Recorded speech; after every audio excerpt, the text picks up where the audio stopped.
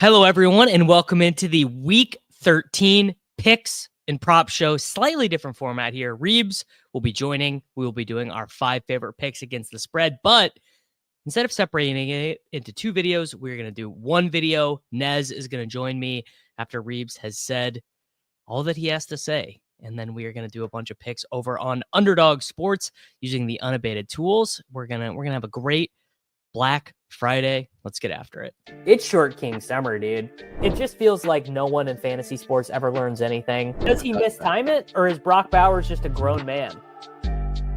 Brock Bowers just a grown man.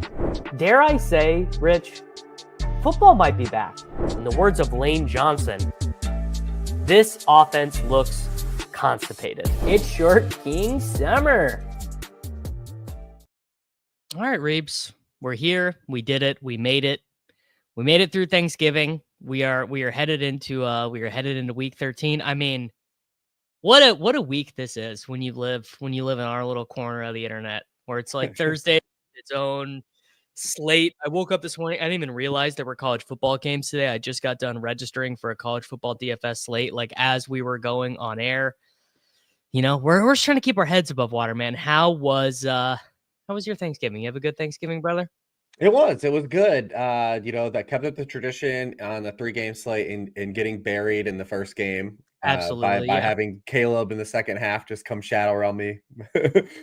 So that was fun. Kept that up, but had a nice little prop day. Absolutely. It was nice. I sent the tweet out and let everyone know, there was no way Jahmyr Gibbs was no way on Thanksgiving, the day of thanks. He was always going to deliver for us. And then in the late game, I hit a nice touchdown parlay.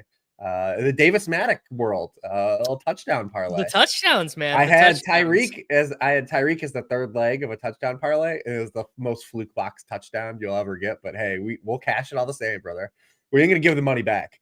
No, we will, but in a different fashion. Of course we will, but just in a different wager.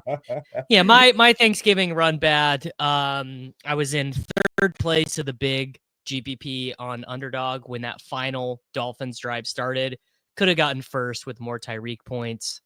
All went to Jonnu, of course, and had a 6-legger on Underdog where Liam and I disagreed on Rome versus DJ Moore. We ended up taking Rome, higher receiving yards. Obviously, just always take DJ Moore, man. He's a fucking killer. He's a killer. I mean, before we get into the picks, I just want to do this one little bit. I cannot imagine logging onto the internet today and being like, well, it's clearly Caleb's fault. Like, obviously, Caleb could have called a timeout and could have handled that final drive better. But not only is it Eberflus's job to stop that situation before it gets there, it's also his job to properly educate his quarterback and be communicating with his quarterback and with his team about what's happening. That is a disorganized, poorly coached team.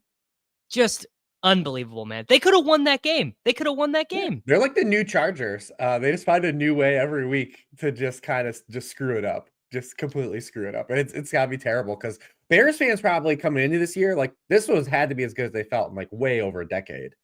You get the first pick, you get this guy, you get the what looks like to be like your franchise quarterback. You're set up for him too, better than other first-round picks have had, right? Like, you've got this insulation. You bring in Keenan Allen, you already had DJ Moore, you've got a good defense, and it's like, man, everything is there, right? And they just found a way out of since this bye, man, just to be an absolutely disaster. And he's honestly, Caleb has been good. He's been above the median return of what you'd expect. I told you a couple weeks ago when people were down on him, I'm like, every time like his back's been against the wall, like he's taking him. He was gonna take him down the field again yesterday, and just they screwed it up, man. Man, he was so bad. The whole team was so bad in the first half, but we're on to bigger and better things. Yeah. He was the soft fade for me when I saw him popping in optimals, and I'm like, man, against the Lions, are people about to do 30% Caleb Williams against the Lions? In the first half, I'm like, ooh, yeah, and then second half, I was like, I'm out of here. We're adjusting. It's a 2-game slate now. Yes, it sure is. All right, Reebs, we're gonna do what we always do. We are gonna pick our 5 favorite games against the spread. That part of the show is not changing. Really, the only thing, if you're watching this on replay, the only thing that's going to be any different is that Reebs and I are going to do our thing. And then instead of making this 2 shows, It just did not really make any sense to have it be 2 shows. So we're doing one show. Reeves, we're picking our 5 favorite games against the spread, and I will allow you, as always, to go first with your number 5. You could take the Friday game if you want, but I assume neither of us had that one. No, I mean, who in their mind is laying 13 points this Chiefs team to? Like, not me, buddy. Like not me. Who can willingly allow this Chiefs? Like, how confident would you be if you had a Chiefs ticket minus 13? Like, have they covered even a double-digit spread all year? I mean, no, they haven't won. They haven't won a game by double digits all year against any opponent. Yeah, so I mean, dude, they got taken to the 11th hour by the Panthers last week. Hey, man, Bryce Young on his tippy toes, bro. Played well, right? That was one of the better good. Bryce Young games that we've seen. He said like 2 good games in his career, but one was last week. But yeah, he handled the blitz really well. I'm curious to see. I almost kind of picked that one today, and then I just couldn't get there because I do like the Bucks a lot, but it's like another one of these things, division game on the road. I do have one of those on here though, but it is what it is. I like 2 games, and then again, it's another slate where like I don't think there's a lot of comfortable games here from a line perspective. So I'm gonna start it off with a weird one, and I'm gonna take the Falcons. Like I always start with one weird one. Actually, I think I'm going to start with 2 weird ones too, but I'm going to take the Falcons here, and it's just because, and not because I want to keep shorting the Chargers. I do think the Chargers are a really good team, but this is a spot where we're getting the Falcons off of a bye, big rest advantage at home against a team on a short week, West Coast team to East Coast, and I think the Falcons can run the football well in this game. We've been kind of questioning all year, how good is this Chargers defense? And they finally have been tested the past 2 weeks. And we've seen that, it probably isn't a great defense. It's definitely not bad defense, but it's probably more in the middle of the pack than where their metrics were in the front of the season when they just faced a bunch of vagabond quarterbacks and offenses. What I'm worried about in this particular match, though, is the run defense here, even before Monday night, because you give a bunch of yards to the Ravens. Like everyone's giving up a bunch of yards to the Ravens. They run on everything. But coming into that game, they had already allowed 4.5 yards per carry to running backs. Like they were already bad. What had helped them is that they always got leads and they scripted opponents out of the run. But we've seen some combo backs have some really nice games against them. Derrick Henry, not a combo back, but 140. We saw Chase Brown 2 weeks ago have 143. Kamara had 122. James Conner had 150 yards against them. I think this is a really big Bijan game coming out of the bye. So I'm just going to take the Falcons as they're short dogs on a money line, but I don't feel great about it. You just money line them, and if you're going to take them, so that's where I'm starting.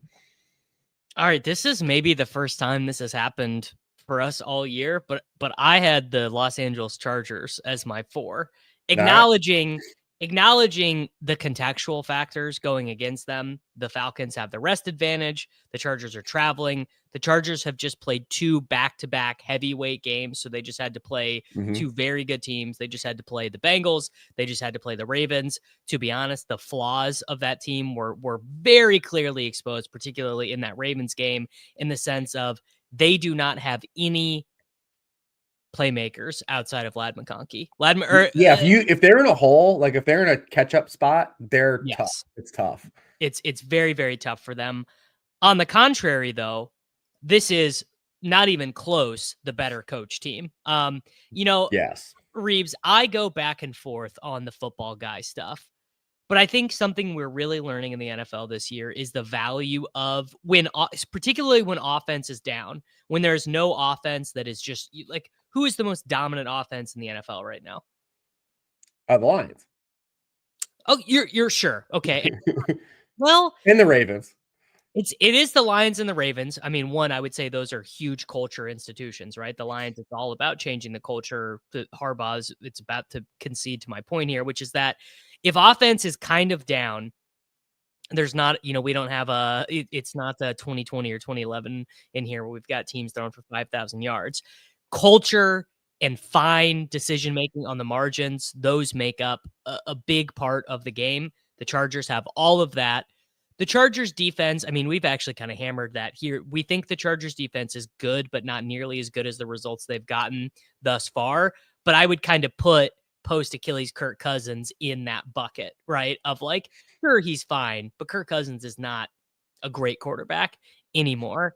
And so to me, this feels like a spot where, the reason why this is basically a coin flip is because of those contextual factors, not because the market or the people setting the market actually think the Falcons are close to being as good as the Chargers, because the Chargers are, I mean, they're just the better team, right? That's real. And the other point that I wanted to make is Herbert is he's dealing right now. If you look at Yeah, he's been awesome. I mean, I can't believe it, because we're doing the same thing with Stroud now. I can't believe we keep doing this, right? Like, we just tear down these good quarterbacks, man. Because we went through like 3 years where people thought Herbert was bad. Well, I still And kind of think Herbert's like the get out 8th of best here. quarterback instead of the. But you are right though, because this game is tight, and you're just siding with the better quarterback, better coach. So that's actually a great process. Yeah, so basically, and I mean, like, I don't have a heuristic with this stuff where like, oh, I always side with the context. I normally do side with the better quarterback, better coach, but sometimes the context can be overwhelming, and I don't think it is in this spot. Actually, Reeves, I'm stunned by this. I would have thought that Herbert was having like the best stretch of EPA of his career. He's not. I mean, he's fine in adjusted EPA per play. Where is he? 13. So he's right. He's Darnoldian, Cousins, Jaden Daniels. I honestly would have expected him to be much better than that. Kind of surprising. No, I mean, he's had a couple bad, like, he wasn't really good as a passer on Monday night. And then the second half of the Bengals game, he was pretty bad as a passer in that game in terms of like, what count for counting results. But yeah. They also lost their best kind of vertical guy, or best like kind of explosive playmaker in Dobbins. Like literally Dobbins has like half of their explosive plays. And we had the ghost of Quentin Johnston pop up on Monday night where he had his first 3 drops of the year, to be fair to him, but he did have 3 bad ones. I'm not in the business of being fair to Quentin Johnston personally. It's not really my bit here, Reeves. All right, that was my 4. My number 5. I mean, my God, is this a terribly thin one? This is grosser than yours, but I'm taking the New England Patriots plus 2.5 points at home. So that for 2 reasons. The first being Drake May. I know he played quite poorly last week. I am just the Bo Nix people have their Bo Leavers. What is a Drake May believer? May, I don't know. We got to come up with the Drake May Legion needs to come up with a name. But basically, that guy has shown me everything that I could have ever wanted to see out of him. Now, his coaches are morons. Mayo has got to, I mean, I don't think he's going to be one and done because Kraft is kind of cheap, but he needs to be. And Alex Van Pelt really stinks. But basically, I think we are now, the market has topsy-turvied, where Richardson actually is now back to being a little bit overvalued, I think, being road favorites here against another, I want to say competent, or the Patriots competent. They're competent because of May. They have reached a level of competency on offense because of May. The defense is mostly fine. They are neither a great defense nor one of these awful, you want to target them all the time defenses. But basically, Richardson just being given a little bit too much credit based on the variance of how he plays. I'm a Richardson believer. I want Richardson to be good, all these things. But the variance to be a 3-point road favorite in the freezing cold against the Patriots, it's gross, but I'm taking the Patriots plus 2.5 points at home. This is my number 1 in the other direction. Wow. This has never happened before. It literally never. Not with us. No, it doesn't happen. There's a few pulling factors here. Well, I just think this is a terrible matchup for the Patriots. Okay. We've started to also see the Patriots, as good as May's been, like we started to see the last couple weeks of him just not being able to overcome his environment. Like the environment it's like too bad. This team can't run the football at all.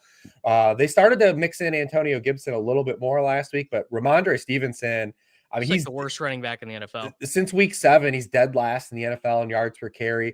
The New England Patriots are dead last now since Dre May took over, an early down success rate. So they're putting their rookie quarterback in terrible, like long down and distance stuff, which is always bad. He's been really bad against cover 3, which you're going to get a bunch of Gus Bradley. They're 3rd in the NFL in use of cover 3. Drake May is 31st in completion rate against cover 3. He's 32nd in yards per pass attempt. He has 1 touchdown and 4 interceptions against cover 3 so far. And then when you look on the other side of this, I think this actually sets up really well for what the Indianapolis Colts want to do offensively and kind of insulate Anthony Richardson like they did a couple weeks ago against the Jets, right? Like they want to run the football, play action, and this is going to be all set up really well. Richardson's second in the NFL in rate of play action. Guess who's dead last in the NFL defending play action passes? The New England Patriots. Then you're going to be, this is a spot where they probably can get Jonathan Taylor going a little bit. Jonathan Taylor's been a little quiet in 2 of his past 3 games. Patriots can't stop the run at all. So like I like kind of just think it's just kind of a really bad like tactical matchup for the Patriots, and they have the worst talent that they're putting on the field. Really like A.D. Mitchell in DFS this week. I do too. I feel like that might end up being a little bit, might be a smidgen contrarian. Yeah, shit. You're probably right, man. You're probably right. Well, I think you're probably right on the other one. So okay. All right. There we go. We will, we'll trade that. We'll trade your 5 and my 4, my 5 and your 1. So there you go. If you're listening at home, I'm putting my tail in between my legs. I'm wrong. We're taking the Colts here. Someone's gonna be right. That's all that matters. So someone is definitely gonna be right. So if you're tailing one of us, you definitely will be. You definitely will be correct. All right, we did my 4. We got your 1. We got your 1 done. So let's do your number 4, Reeves.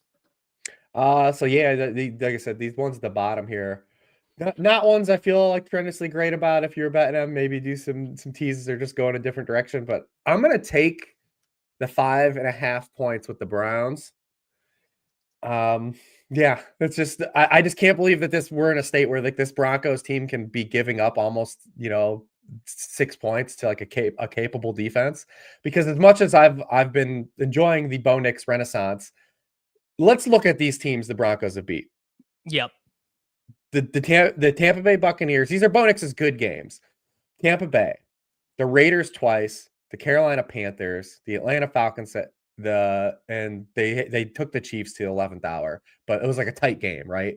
So like I just can't believe that this team's giving away 6 points to a team that like actually can rush the passer. Because even over the past 7 games when Nix has been hot, when he's been pressured, he's completed 42% of his passes under pressure. That's second to last in the NFL. He's tied for last in yards per pass attempt under pressure, and he's 28th in touchdown rate under pressure. The Browns they lead the NFL in pressure rate. They can get after the quarterback.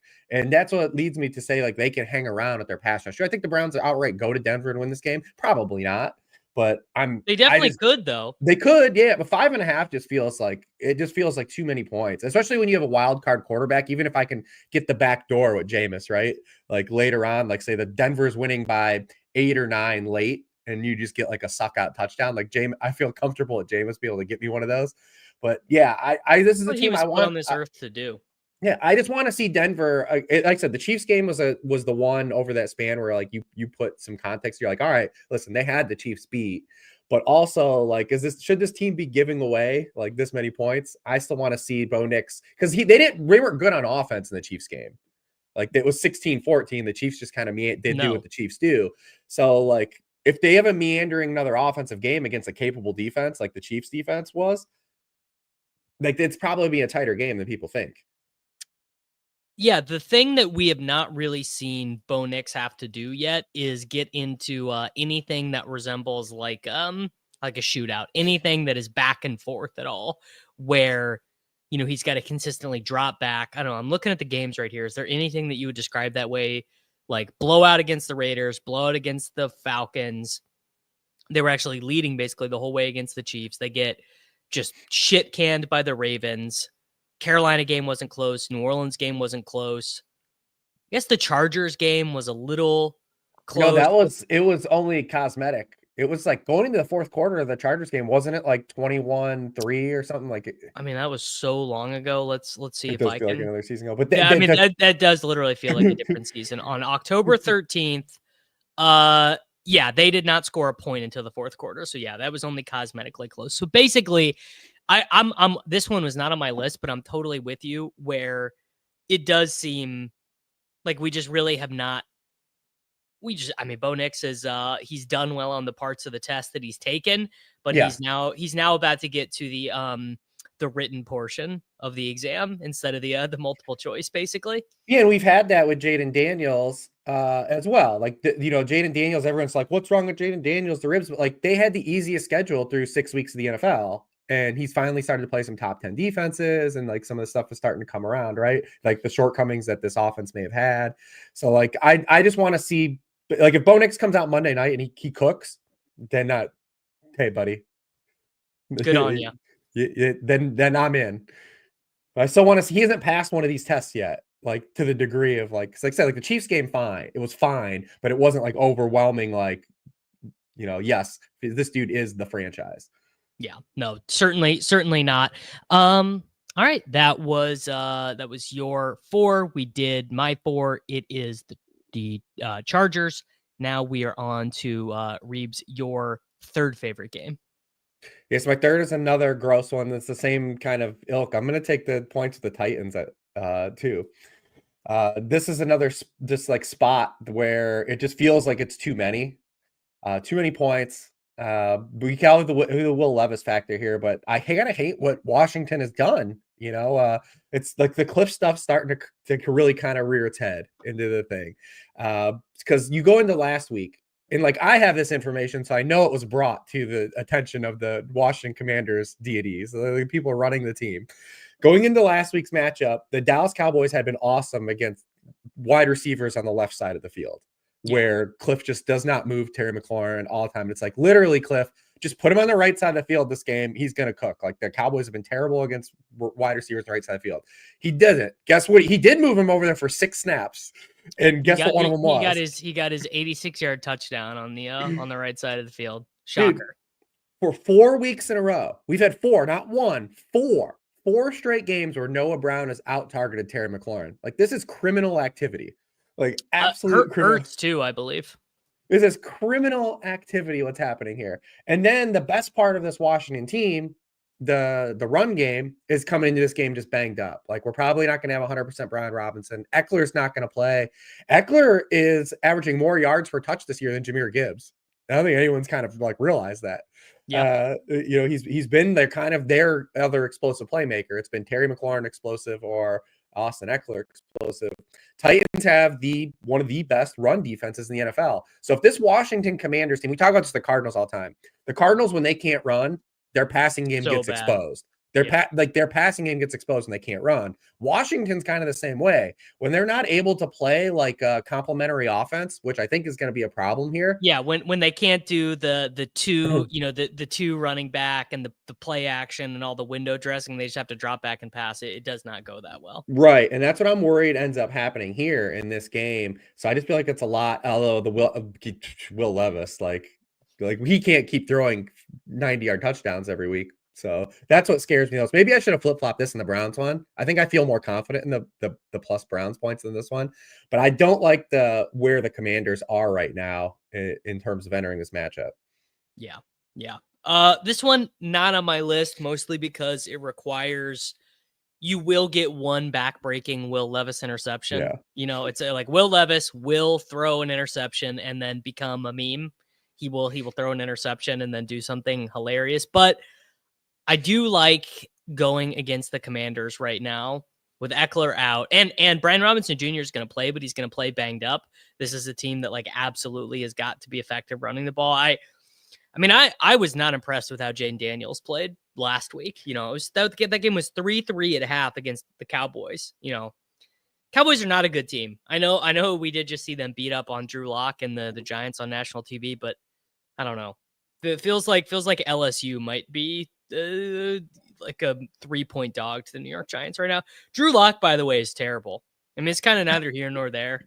But I do just like we like Drew Lock because he rapped Young Jeezy on the sideline that one time. But he is an awful football player. Yeah, that's all I got. That's all I got on that one. Just how are you feeling about these Cowboys wins? I don't care, man. It's just like it's get the Cowboys Ashton Jeanty. Get the Cowboy that they're settled in the Jeanty range now. They've won enough games that they're not going to be passing over Cam Ward, right? So I guess it would be like Jeanty or should imagine Shadur and Coach Prime What the Dallas Cowboys? Maybe that's what it's setting up for. Maybe it's setting up for Shadur Sanders. How funny was it they brought Zeke in for one play and they fumbled an RPO? That is, and then they did it again. They ran the fullback dive again with Lupke. I mean, just preposterous stuff.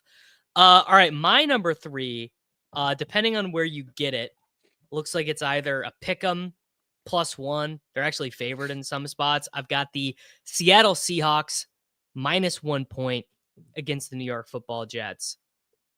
The Seahawks defense is getting healthy. I saw a couple people make that point last week. Our old buddy Cleve TA has been making that point that the Seahawks have been really banged up on defense. That this theoretically, we I guess maybe this is just our lens because we think about things for fantasy football, but we think about this team, the offense and Metcalf and JSN and Ken Walker, but like the identity of that team is pretty defensive based on who they hired a head coach and just how their salary cap is allocated as well. So the defense is healthy. The offensive line is whatever. I mean, anytime your center retires in the middle of the season, it's not great. But Gino is playing pretty well. JSN is playing quite well. But I mean, we that's not what any of this bet is about. This bet, they could be against Chattanooga A&M. I don't care. The New York Jets have quit, bro. This is some of the sorriest football shit. We got Rodgers going on McAfee being like, I don't even know if I want to play football next year. We do have a league problem in this organization. It's like, we're all trying to find the guy who did this, Aaron. I wonder, I wonder where these leaks inside of the organization are possibly coming from. Just like hilarious. It's just clown shoes. And, people do laugh at stuff like this, but like getting the vibes is right. There are going to be things if you can pick up on the vibes, if you're directionally accurate with the vibes that like are just not going to show up in the numbers. And like, if I was betting hundreds of thousands of dollars on games, I probably wouldn't ride a vibe. But if I'm going to throw $100 on the money line, we're going to ride the vibes. And the vibes could the vibes be worse for the New York Jets? Like what could possibly happen? They keep finding a way to top the bar. It's amazing. They keep finding a way to keep pushing it further. Who else could even be fired at this point? Like who else could possibly like, so you get rid of the GM, I guess you could fire the interim. You could fire Todd Downing and there'd be another interim. Is Nathaniel Hackett still employed by this team? Is that true? I don't even know. No, right. Wait, he is, right? They just removed his play calling duties. Nathaniel Hackett is still technically. Yeah, they didn't fire him. They just removed him from play calling.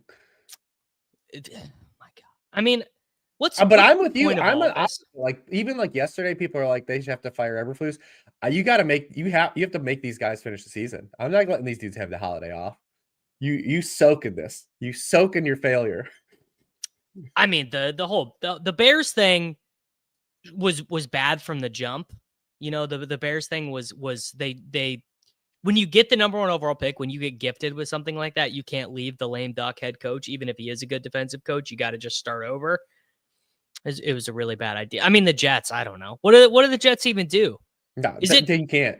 That's what happens when you put your eggs in the basket of the 41-year-old quarterback. It's true. He's that's the thing. And I believe when players retire, I believe their money still counts against the salary cap. I think that's true. Do the Jets have their pick? Yeah. Shadur Sanders. Yeah, Shadur Sanders would be a funny Jet. He would be a really funny Jet. Stop it. No, who would be the funniest Jets quarterback? Quinn Ewers. Quinn Ewers would be the. They're going to get Darnold back. They're going to bring Darnold back. It's going to be amazing. Yeah. What we do 4 years, $160 million for Darnold to come back to the Jets and then ruin his career again. I think where Darnold plays next year is basically the biggest mystery box in football right now. I really wish I knew the answer. Yeah, man, it's this team though. Like you're right. I did a moratorium on the Jets. Like I could never take them in a spot where I'm on their side, so I can't go against you at all on this. There's just no way I will ever back the rest of the Jets for the rest of this season.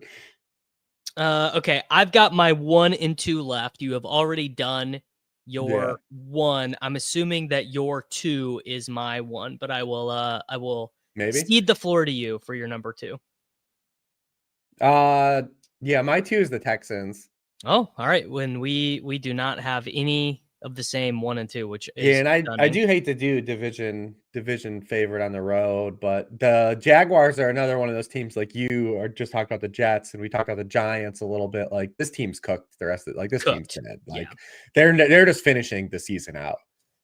They're down so bad. Doug Peterson looks every time I talk to him, like he just looks like I can't believe I'm still here either.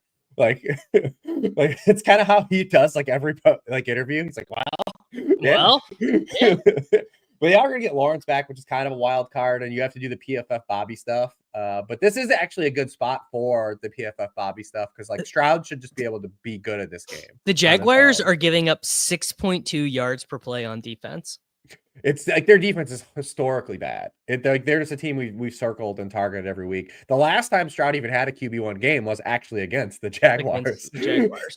Isn't a big Nico Collins spot for the love of everything that is holy? Just like let him have a 60-yard touchdown. Isn't called back by some penalty that doesn't impact the play. I don't know what the NFL did this year, like because they always like go with like a point of emphasis on like some rule, right? To the and like this illegal man downfield, like this year, like illegal man downfield, illegal formation, illegal motion. They're the worst penalties in football because they very rarely directly impact the play. Like it's one thing, like to get mad about defensive pass interference or defensive holding or holding calls or whatever. Those can certainly impact the play, but these particularly the illegal formations, it's like enough. Enough. We don't need this. The legal man downfield needs more of a grace, like more of a yardage grace. Like yeah. I guess that if they did that, maybe teams would start to cook up ways to manipulate that. But it is frustrating though. But either way, Nico Collins should cook. Hopefully that he doesn't have a touchdown called back.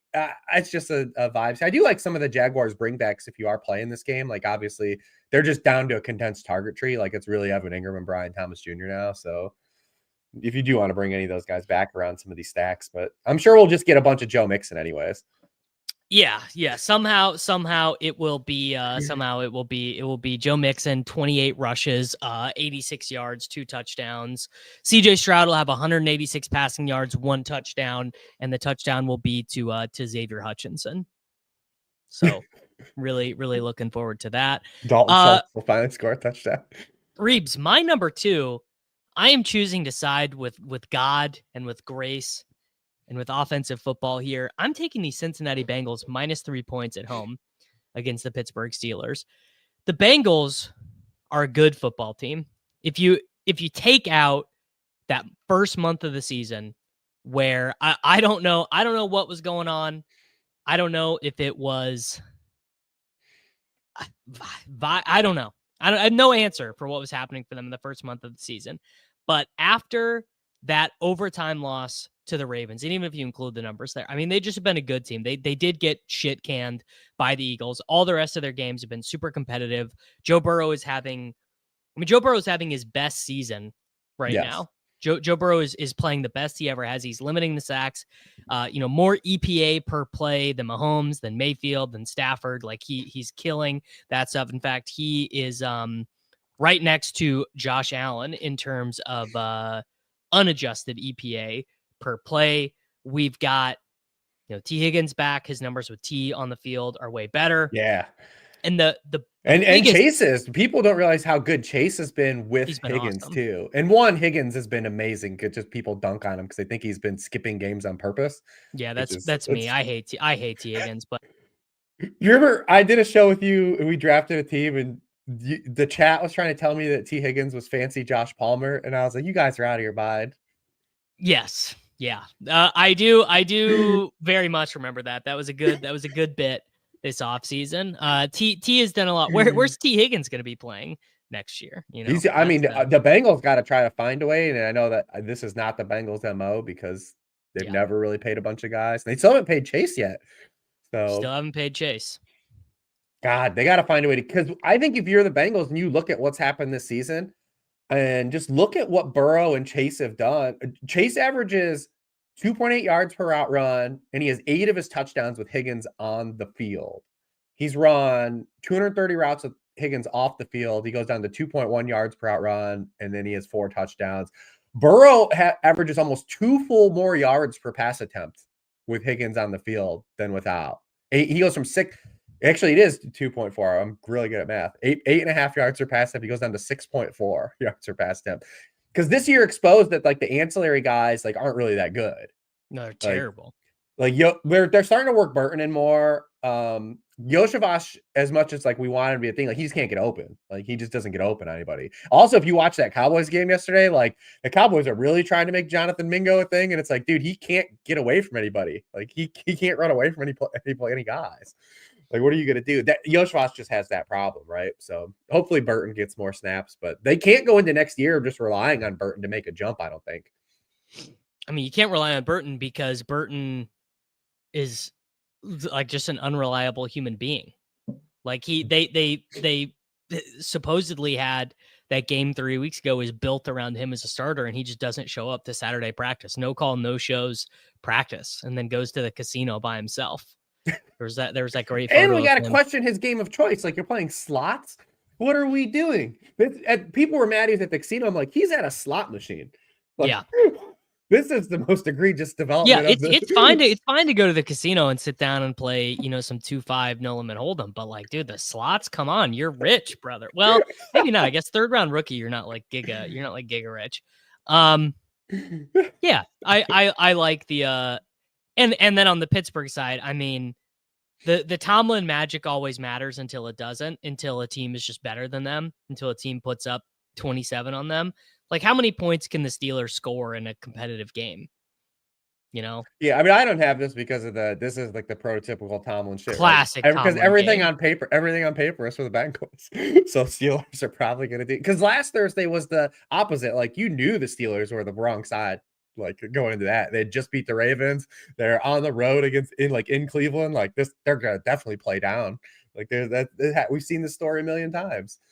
One of the cool Bengals stats, Bengals have only trailed for 30% of their offensive snaps here. It's 4th in the league. Like, they've just had bad luck, man. I definitely want to see this team get in the playoffs. I think they're the team that can get in and like actually do something. Yeah. And I mean, this is a playoff game. They all are for them, Yeah. Because they're not like the Dolphins, right? Like, the Dolphins were like kind of like crept their way back into the picture on the outskirts, and you're like, I still don't believe in this team. Like, the Bengals are the opposite. Like, I think if the Bengals could get in, like, they could upset a really good team. Like, I never once believed that even if the Dolphins got in the playoffs, they could beat the Bills, they could beat the Ravens, they could beat the Chiefs, right? Like, I never even believed that. I still don't believe that. The Bengals, you do believe that with. Yeah, I mean, the Bengals could beat the Chiefs, they could beat the Bills, they could beat any of those teams, like, no problem at all. It's just, I don't know if it's gonna happen to them or for them, but it certainly could. Because the cold had nothing to do with the Dolphins again last night. It's just the same story with the Dolphins. When they face a team that's good, they suck. Correct. All right, Reeves, we already did your number 1. Yeah, we're done. Dude, how did you not have the Baltimore footballing Ravens against the Eagles? I'm scared, man. What's happened to you? I know, man. I knew we were going to talk about it. I knew you'd have it, so I figured we'd talk about it. I'm scared because you know what? We knew that taking the Chiefs a couple weeks ago against the Bills was probably wrong, and that's kind of how I just want to. But that's the thing. Alone. If you believe in the spot, you got to take it, even when it doesn't make sense. You know what I'm saying? I can't wait to watch this game. I can tell you that much. I mean, I'll tell you this. I have never clicked on Pro Football Reference this late in the season and seen a team averaging 7 yards per fucking play on offense before. Yeah. The Baltimore Ravens are averaging 7 yards per play on offense. They are number 1. Lamar Jackson, number 1 in the National Football League in net adjusted yards per passing attempt. So that's accounting for turnovers, it's counting for touchdowns, accounting for interceptions. The Baltimore Ravens are also not even close the number 1 rushing team in the NFL. 5.8 yards per team rushing attempt, dude. Yeah, they average over 2 yards per rushing attempt more than their opponent. No one else is even at 1. They're at 2.4 yards. I just sure. Is the passing defense suspect? Do I think Jalen Hurts is good? Do I think AJ Brown is great? Do I think sure, absolutely.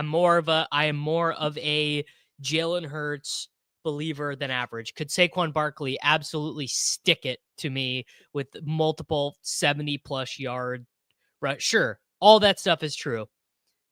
But the Ravens are the best team in football. Basically, is the long and short of it. They're 3 points. They're 3-point favorites at home against another good team, but not a great team. And something that you and I have been keyed in on for a while.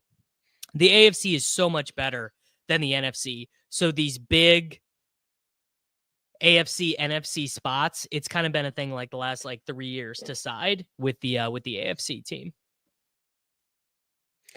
Yeah, I mean, Lamar only has the one loss against NFC opponents in his career.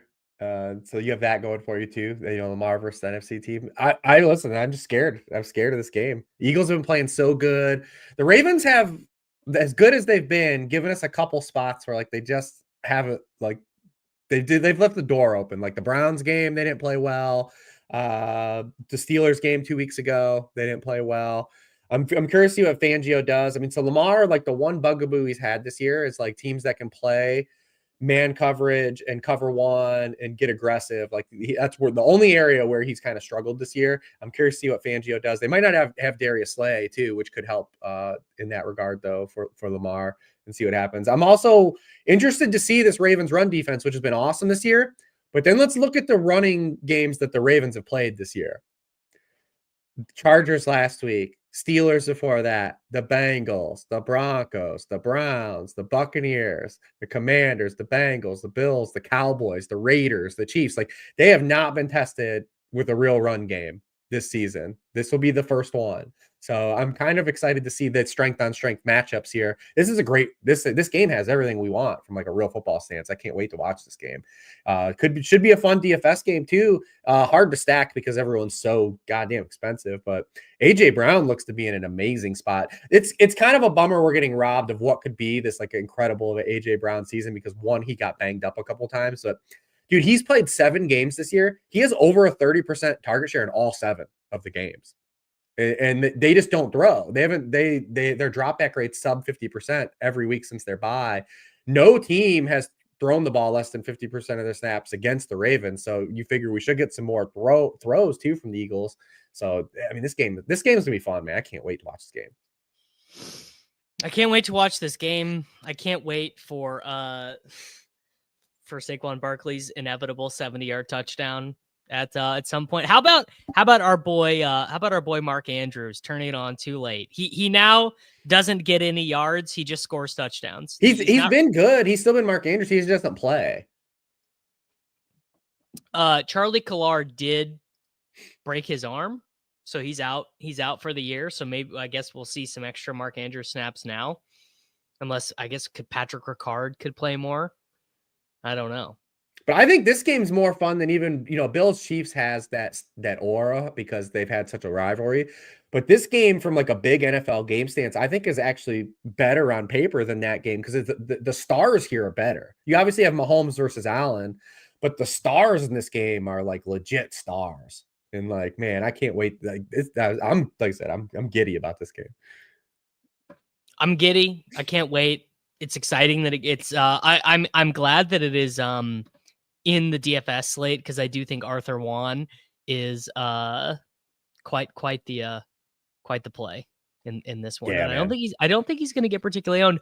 Well, this game's hard in general because from a stacking perspective, because you think a natural stack, right? You're all right, I'll do Hurts plus Arthur Juan. Well, shit, that's 30% of your salary on both sides, because your naturally to bring back would be Derrick Henry, and shit, you can't afford him if you do that. So it's you got to do a Zay Flowers thing. And then you're well, can Zay win against these Eagles cornerbacks who've been awesome? It's a tough game to stack. I think it's better to just try to get isolated. Against the exciting whites. Against the exciting whites. Yeah. I like Flowers a good bit. I do too. I think Flowers can win against anyone. The thing is, Reeves, there are quite a few value options this week. Not even just Gus Edwards. I mean, Gus Edwards is there if you want to do that. Gus Edwards. Braylon Allen might get the start for the Jets if Breece Hall doesn't play. Breece Hall got a limited practice in. I mean, I would not blame Breece if he did not want to play for this team. It was a weird thing. Like they went on bye, then he missed practice. So that's all. That was just strange. We got AD Mitchell. It's a good 2 tight end week. As it always is. Taysom Hill, $5,000 Taysom Hill. I mean, my God, how do we get away from $5,000 Taysom Hill? I don't know if we can. Man. I got start sick questions at Taysom already this week, and I just didn't tell you just play him, man. What level of tight end would you have to? I guess Bowers, McBride. Yeah, that's I think this Kelsey. Week, yeah, like the big 4 maybe. I think I have him at 5, and he deserves it. It's a bummer they went on bye because that game Taysom had in week 11, like this we'll never see an NFL game like that. I don't think. Dude, I mean, he ran 7 times for 140 yards, lost a fumble. Then he had 10 targets in that game. Like people don't realize he had 10 targets and 8 catches. He sure did. He threw 2 passes. 1 was an interception. He completed a pass. He also had a kickoff return for 40 yards. He ran a kickoff back 40 yards in that game.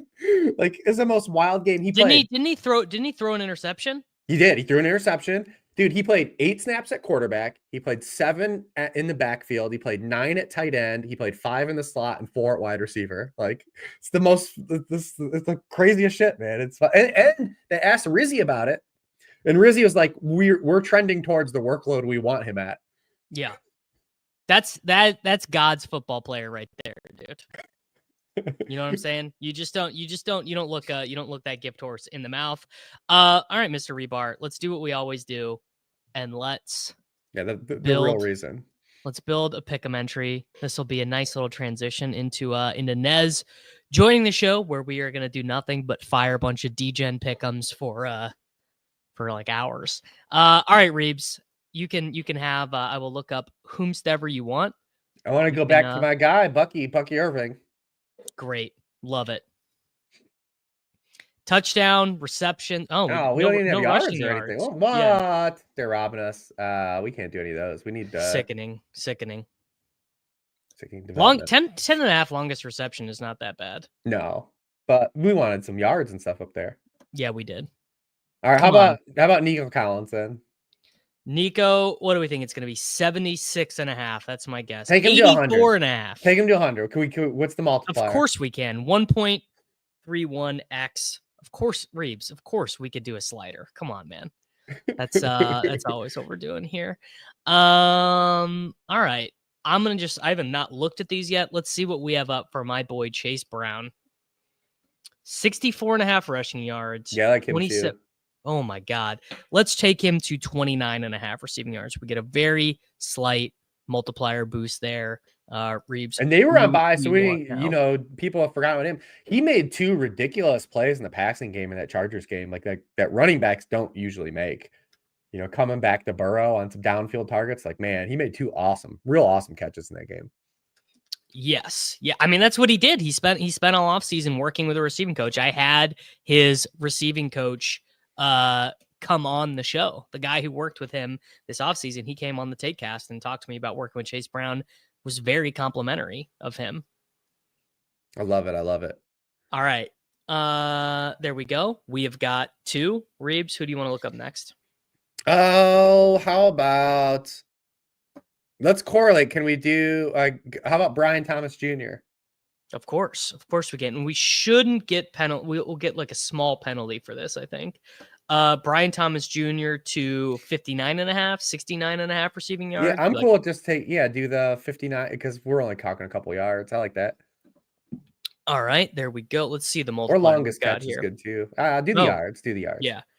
We actually we're taking a small hit there, which is fine. Let's look at the Chargers. What do they if they have a Gus Edwards line? Does Taysom have anything? Oh, yeah. Taysom touchdown. Whatever a Taysom touchdown is, smash it. I mean, 1.07x should be 1.07x to score 2 touchdowns. Yeah, we're taking Taysom to score a tud, brother. We're taking Taysom to score a tud. Come on. I love it. Come on. That's all day. That is all day. All right.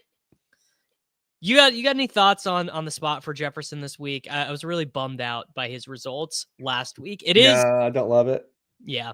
God damn it. I needed you to tell me this was the spot. I needed you to tell me that No, there's that means never it probably been a will better be spot. because it's it's not objectively great. Cardinals don't give up a lot of points to wide receiver ones. They also don't give up big plays. Like their whole defense is predicated on bend but don't break. Bend but don't break. Okay. Let's see here. What But do he we should be got? efficient. They should be able to get him like completions.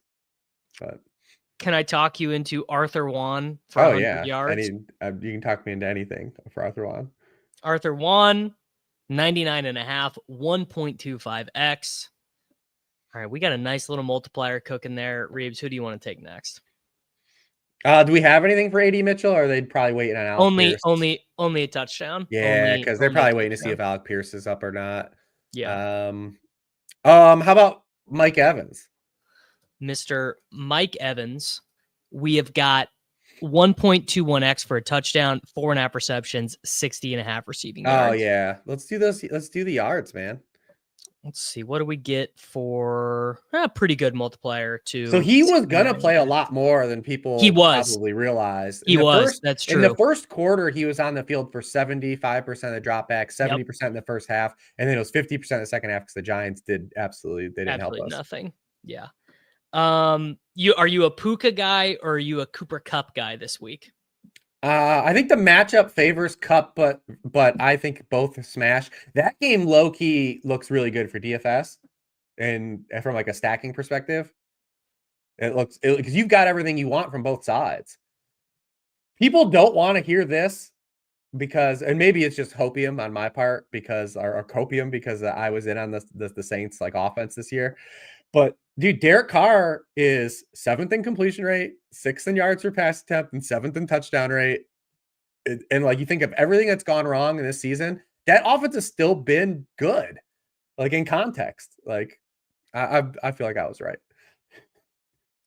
Well, I'll say this: you weren't wrong, Rich. You definitely were not wrong. 69.5 receiving. But Taysom is low key kind of ruined Kamara. High key, I would say it's particularly. I mean, he's a better player. He hasn't scored in like 6 weeks because of Taysom. Yeah. Would you play Taysom and Kamara together in DFS? Probably not. I think Kamara is too high priced now because I don't think he has the touchdown equity. But if you do get a touchdown from him, you're gonna smash. Yeah. But I'm fine with either. But I think Puka's a better player right now than Kupp. To answer your question, he is. When you watch the two players, like Kupp to me doesn't look washed, but like I feel like Kupp's not nearly as open as he used to be. All right, we have one more. I took Puka semi slider. Oh, Bucky yards are up now. Just in a second? Just in a second they did it? Well, maybe if I refresh. Let's see if my man is telling the truth. There we go. He's telling the truth. 56.5 rushing yards. I like the combo yards. Because you get the added outs, right? So we know they're still going to play White, and they still might mix in Tucker. We'll see how Shadow Realm Tucker was after the goal line fumble, but we know White's at least going to still play a little bit. Like White's just not going to be a nothing. They just took the combo yards away from me, straight up. 12.5 rushing attempts. MFers, man. Do you like 12? I would rather take. So the most questionable thing about Bucky Irving is always volume. So I would say let's bet the rushing yards then, because we're just looking for efficiency. You know what? I'm just gonna take the touchdown. Fair enough. Come on, we're just taking. I'll leave you guys out of here with a dope Bucky Irving stat. He has 238 rushing yards this season on carries where he was hit at or behind the line of scrimmage. It's second in the NFL behind Saquon Barkley, who has 255, 17 more. Doing the math there. Bucky Irving has 40 fewer carries than Saquon Barkley, where he's been hit at or behind the line of scrimmage. Like, absolutely, he's been a demon, man.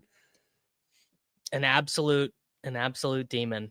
Wow, Reeves. All right, that is quite the stat. Tell the people. Are we doing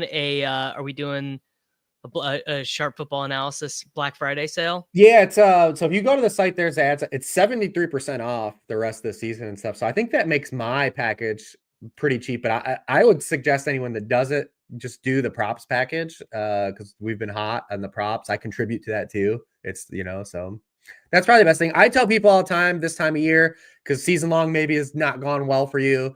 You want to start doing DFS or betting. I encourage people right now not to play DFS. If you don't play DFS, don't go start playing DFS. Just do player props and betting.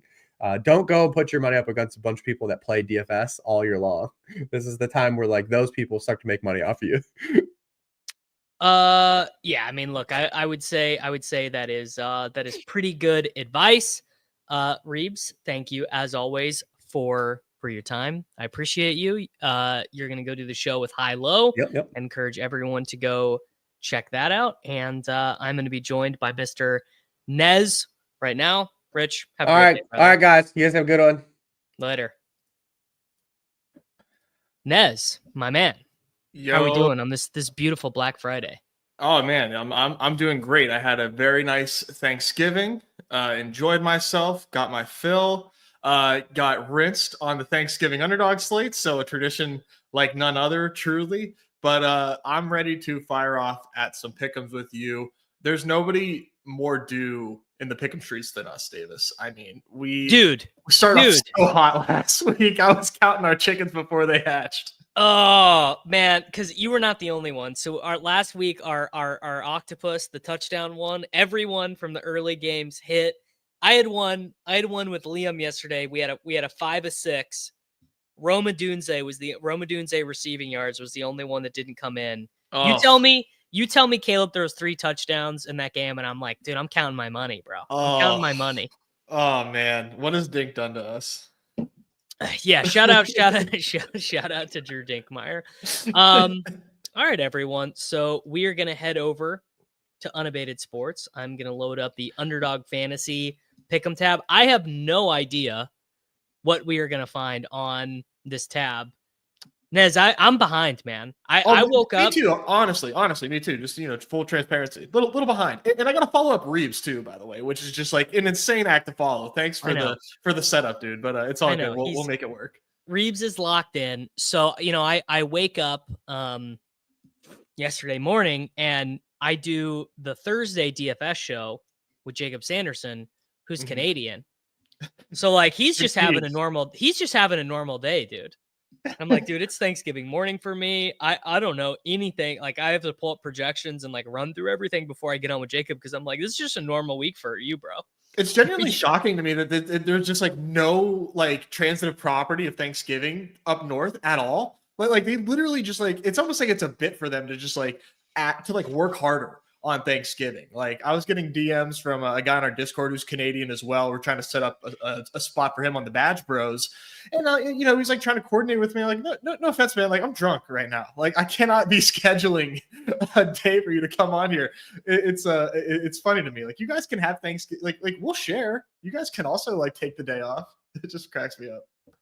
It's honestly, it is kind of legitimately shocking to me that they don't take the day off, isn't it? To some degree, like it's a layup for you guys. Like you guys can also chill today. It's fine, but no, they take pride in it not being their Thanksgiving because they have their own Thanksgiving. But I digress. But we're gonna get dialed in so quickly, it's not even funny. Thanks to Unabated. Yeah, you guys have been using the Unabated stuff for NBA, right?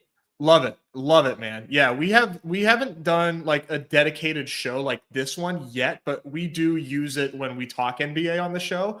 But yeah, we do use it. Like it's a huge part of my NBA process on Underdog. Beautiful. GM to Mr.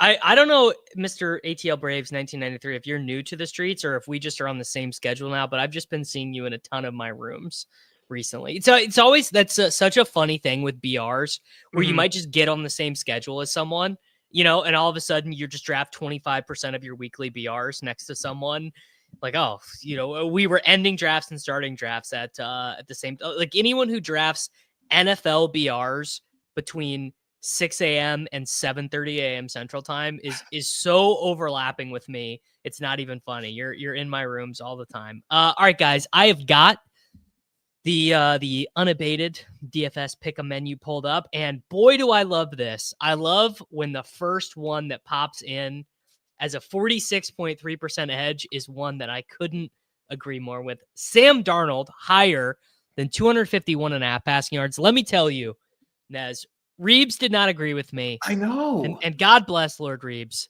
But this is the Jefferson week. This is the Darnold week. This is the Vikings week.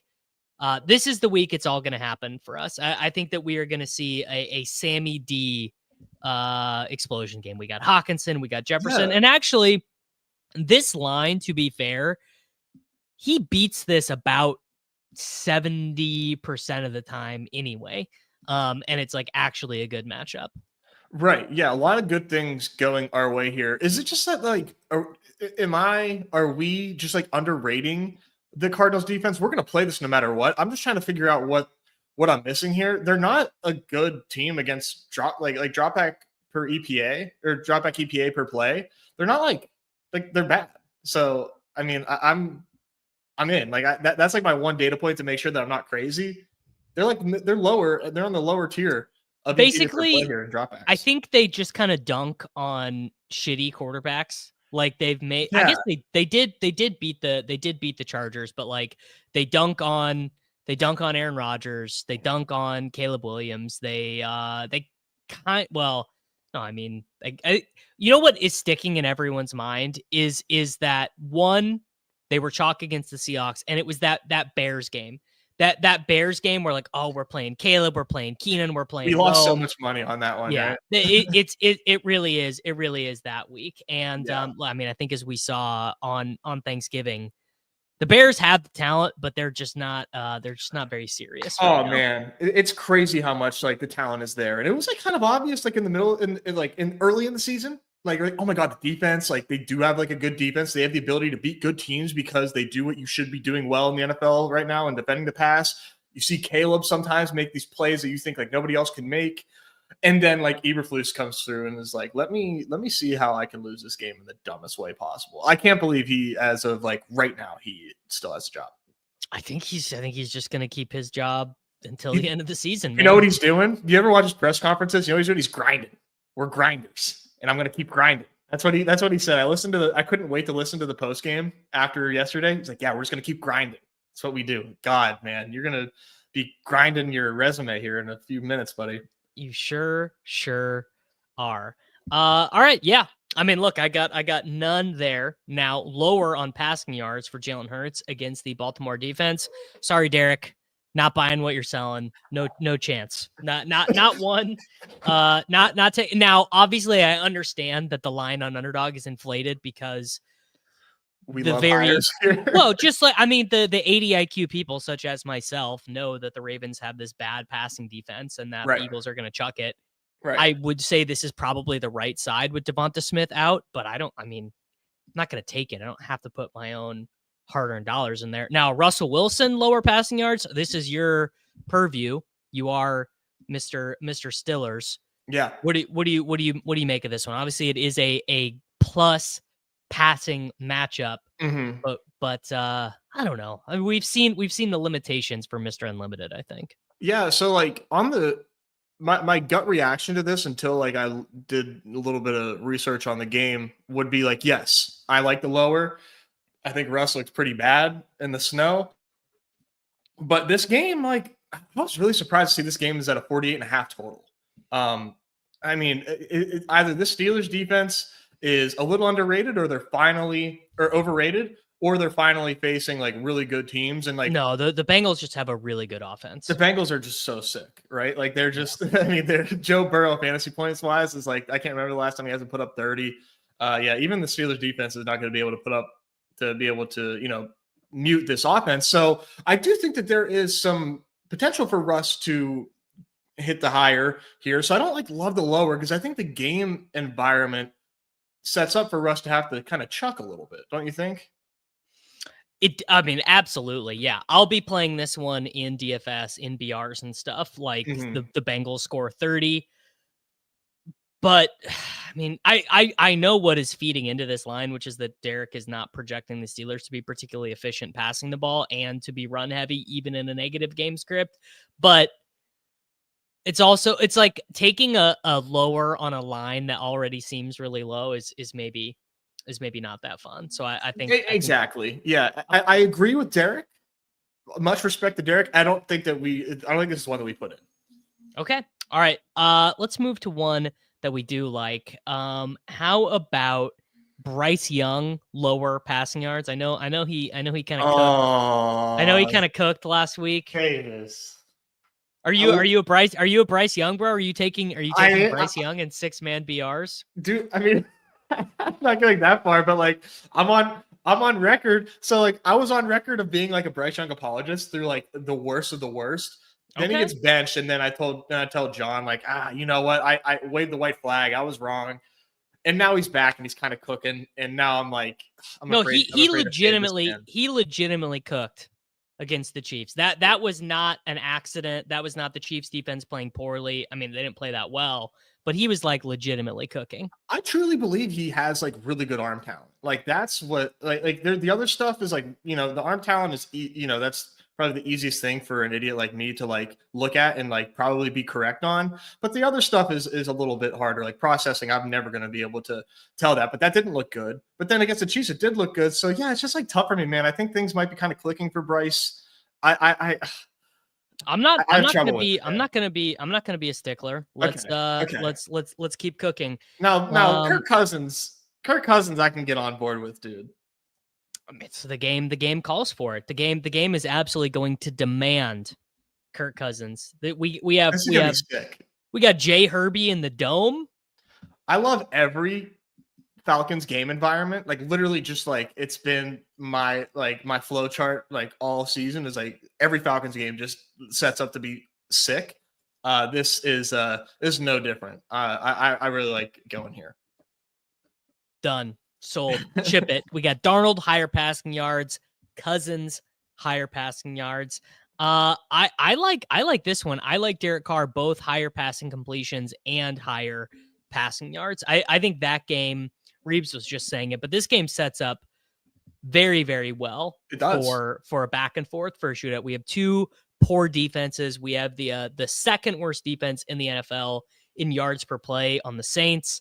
The Rams defense has been, I guess they've gotten a lot better in the last month of the season. Don't ask me why. I don't know. They like traded their captain linebacker and got better, which is so bizarre. But yeah, I think this is a super sneaky DFS game. And I do 100%. Like, yeah. What's your preference here? I'm sort of in the camp of completions because Derek Carr for years has been like a CPOE merchant. You get the Kamara bullshit. Exactly. Yeah, a lot of easy ways for him to get there because like he's not.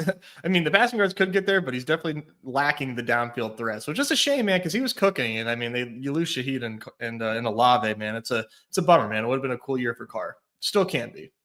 All right, this one might be my gold star. Rachaad White lower rushing yards. Not only is this Bucky Irving's backfield, but they're like Sean Tucker. I don't think like Reeves is just saying like, oh, we're going to see if he's shadow round. I don't think he will be shadow round. I think what the coach was saying coming out of the bye about needing to make sure Tucker got some touches, I think is legit. I think they really do want to keep him involved because he's a good running back. And Rachaad White, God love him. He's a good receiving back. He is not a particularly good rusher. It's just the way it goes. I mean, yeah, 100%, man. Yeah, it was not good that Tucker fumbled. Absolutely not. But I think he's probably a better runner than Rachaad White. Like if you know, like Tucker was a really good college running back, had the health issues. I don't even think participated in the combine. So he kind of got off to a slow start last year, but they're working him in. And I think they clearly want to get him going. So that is enough for me to kind of take a lower here on top of the fact that Bucky is fully arrived. Yeah, Bucky, if you are, it's so funny because the Friday drafts and BRs this week are kind of like the Monday drafts.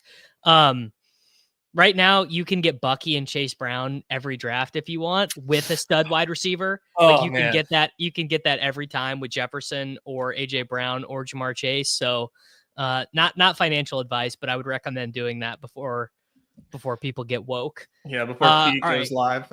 I think he might already be, but which I think he literally is going live now. I think he's it's over. Yeah, R.I.P. All right, we have one more that we need to do. Oh, here's a gold star. Oh, we can't do it. We can do this, but I'm not going to do this to the viewers on replay. Justin Watson lower than 1.5 receptions. He might not get. He might not even play in this game, honestly. Yeah, we need a snap, but if he plays on special teams, then you're good, I think. It does count. Wow. Okay. Let's see. Maybe I'll do that on the side. Here we go. Here's an easy one. Ken Walker higher rushing yards. So I'm playing the Seahawks and the Jets stuff this week. Like the Jets just get killed. Yeah. Like they just I guess that's not 100% true because I'm also, if Braylon Allen ends up starting at running back, if Breece Hall is out, there will not be a force on this earth strong enough to separate me from placing money on him doing well in this game. I am the original, the OG Davis, literally the OG Braylon Allen guy. So I can understand, you had a lot of really good early takes. Like it really was shaping up to be like your BBM this season. Hollywood Brown injuring his shoulder, Nez, was really the butterfly that flapped its wings. I should have known. Man, that was a shame. But yeah, Braylon, man, you were all over, and then you ended up steaming to the 12th round, probably at his peak, the tip of that candle. Insane. But yeah, that'll be exciting. I like what we have here a lot. I've been saying, I mean, everybody's on board now too. But as soon as the Jets fired Saleh, they just got worse. They literally became a worse. They literally just got much worse. He was kind of the glue making them competitive. And defensively they're lost, man. So I think we've been kind of all collectively, at least I have been searching for that nuke Ken Walker game again. It's coming. This could dude, he almost had the 80-yard touchdown last week. It was on the right sideline. He got around and the safety just got him. I didn't play very much of him in DFS last week, so I was actually actively rooting for him to not break it. Yeah. But it was about there. Yeah. And that, it's hard to project Ken Walker, obviously, because the way he runs, when he doesn't break the long one, he looks bad. It looks like he's playing poorly. He's not. Right. He's ducking and moving. He's trying to figure it out. And he will certainly get there. 19.5 completions. What's our last Ken Walker higher rushing yards? Bang. That is the first one. I will do $5 on the flex and then $5 on the standard, because ever since my boy Andy told me about that, I am obsessed with it. Love it, man. I've been doing that on the 8-leggers too. You might know the answer to this question. Is there something that happens where or maybe some sports you can do the 8-leggers as a standard, sometimes you could do them as a flex? I don't know. I've never been totally able to random. Oh, is it? I've always been forced to flex anything. I just did one this morning. I think a college football one where it was standard, no flex, whatever. Yeah. Yeah. It was. I haven't quite figured that out then. So I don't know. All right. This one is submitted. It's locked in. The link to that is in the description of the YouTube video, and it is in the chat. Sam Darnold higher than 251.5 passing yards. Kirk Cousins higher than 238.5 passing yards. Rashad White lower than 37.5 rushing yards. Derek Carr higher, 19.5 completions. Ken Walker higher, 61.5 rushing yards. All right, now we got to do the octopus. We got to do the touchdown one. Yeah. We were sweating. We got the Gibbs and the Montgomery in the same game last week, man. It was we were absolutely cooking. And I don't know what direction. Who do you want to look at first here? I kind of want to look at that Rams Saints game. You guys covered Taysom, but dude, how do you not want to go to Taysom in this game? A high total game. The role has just been phenomenal. The fact that we're getting a multiplier on this, I just think is It's insane, dude. It's just a little. I just can't. I genuinely can't believe it. It's time to start putting Taysom projections up as though he is a stud running back. Stud running backs get like 0.7x. I mean, it's not time. Don't do that. Actually, underdog. Thank you. But until it is, it's time. You just jam them in. Dude. Just jam. All right, I will. I'll bring the people behind the paywall a little bit to what ETR has up. Okay. ETR has Taysom Hill projected for 14.4 DraftKings points. That would be the most of any tight end, obviously. At running back, that would have him projected over running backs like Tony Pollard, Ramondre Stevenson, Najee Harris, Rashad White, Gus Edwards, Travis Etienne. He has more points, just DK points, and obviously some of that is receiving. But yeah, Taysom should give ultra protection. That's I've never seen something so true. Of course, that is true. If they put the tokens behind Taysom, that actually like I think gives people a boost in the BR streets. Just like seeing the tokens behind them makes them think that they're a better pick. At least it works on me. I promise you that it also works on me. All right, Taysom. I mean, obviously, dude, that is happening. That is obvious. Yeah, Taysom is scoring in this game. And I will do my slam dunk. Chase Brown, dude, 0.91x, brother. That's it. Wow. Come on, man. What a role he has right now. He's got, because of the way NFL scoring works, the Khalil Herbert fumble is not listed as a rush because it was listed as Joe Burrow's fumble. Oh. So technically, since Zach Moss went on IR, no other Bengals running back has a touch. That's incredible. I mean, 27 touches last game. 27. And you might be saying like, oh, Davis, like that is not sustainable. And like, sure, it's not sustainable forever, but it's pretty sustainable when if you lose this game, you are eliminated from playoff contention. I mean, say less, man. I mean, of course, long term, Chase Brown is not going to average 27 a game, but like, you know, your viewers are smart. They understand that, like, hey, you got to ride this while the getting's good. I mean, this is a cash cow right here. Okay. I don't know how to use this. Do you remember 538, which doesn't exist anymore, used to have a playoff tool where you could toggle.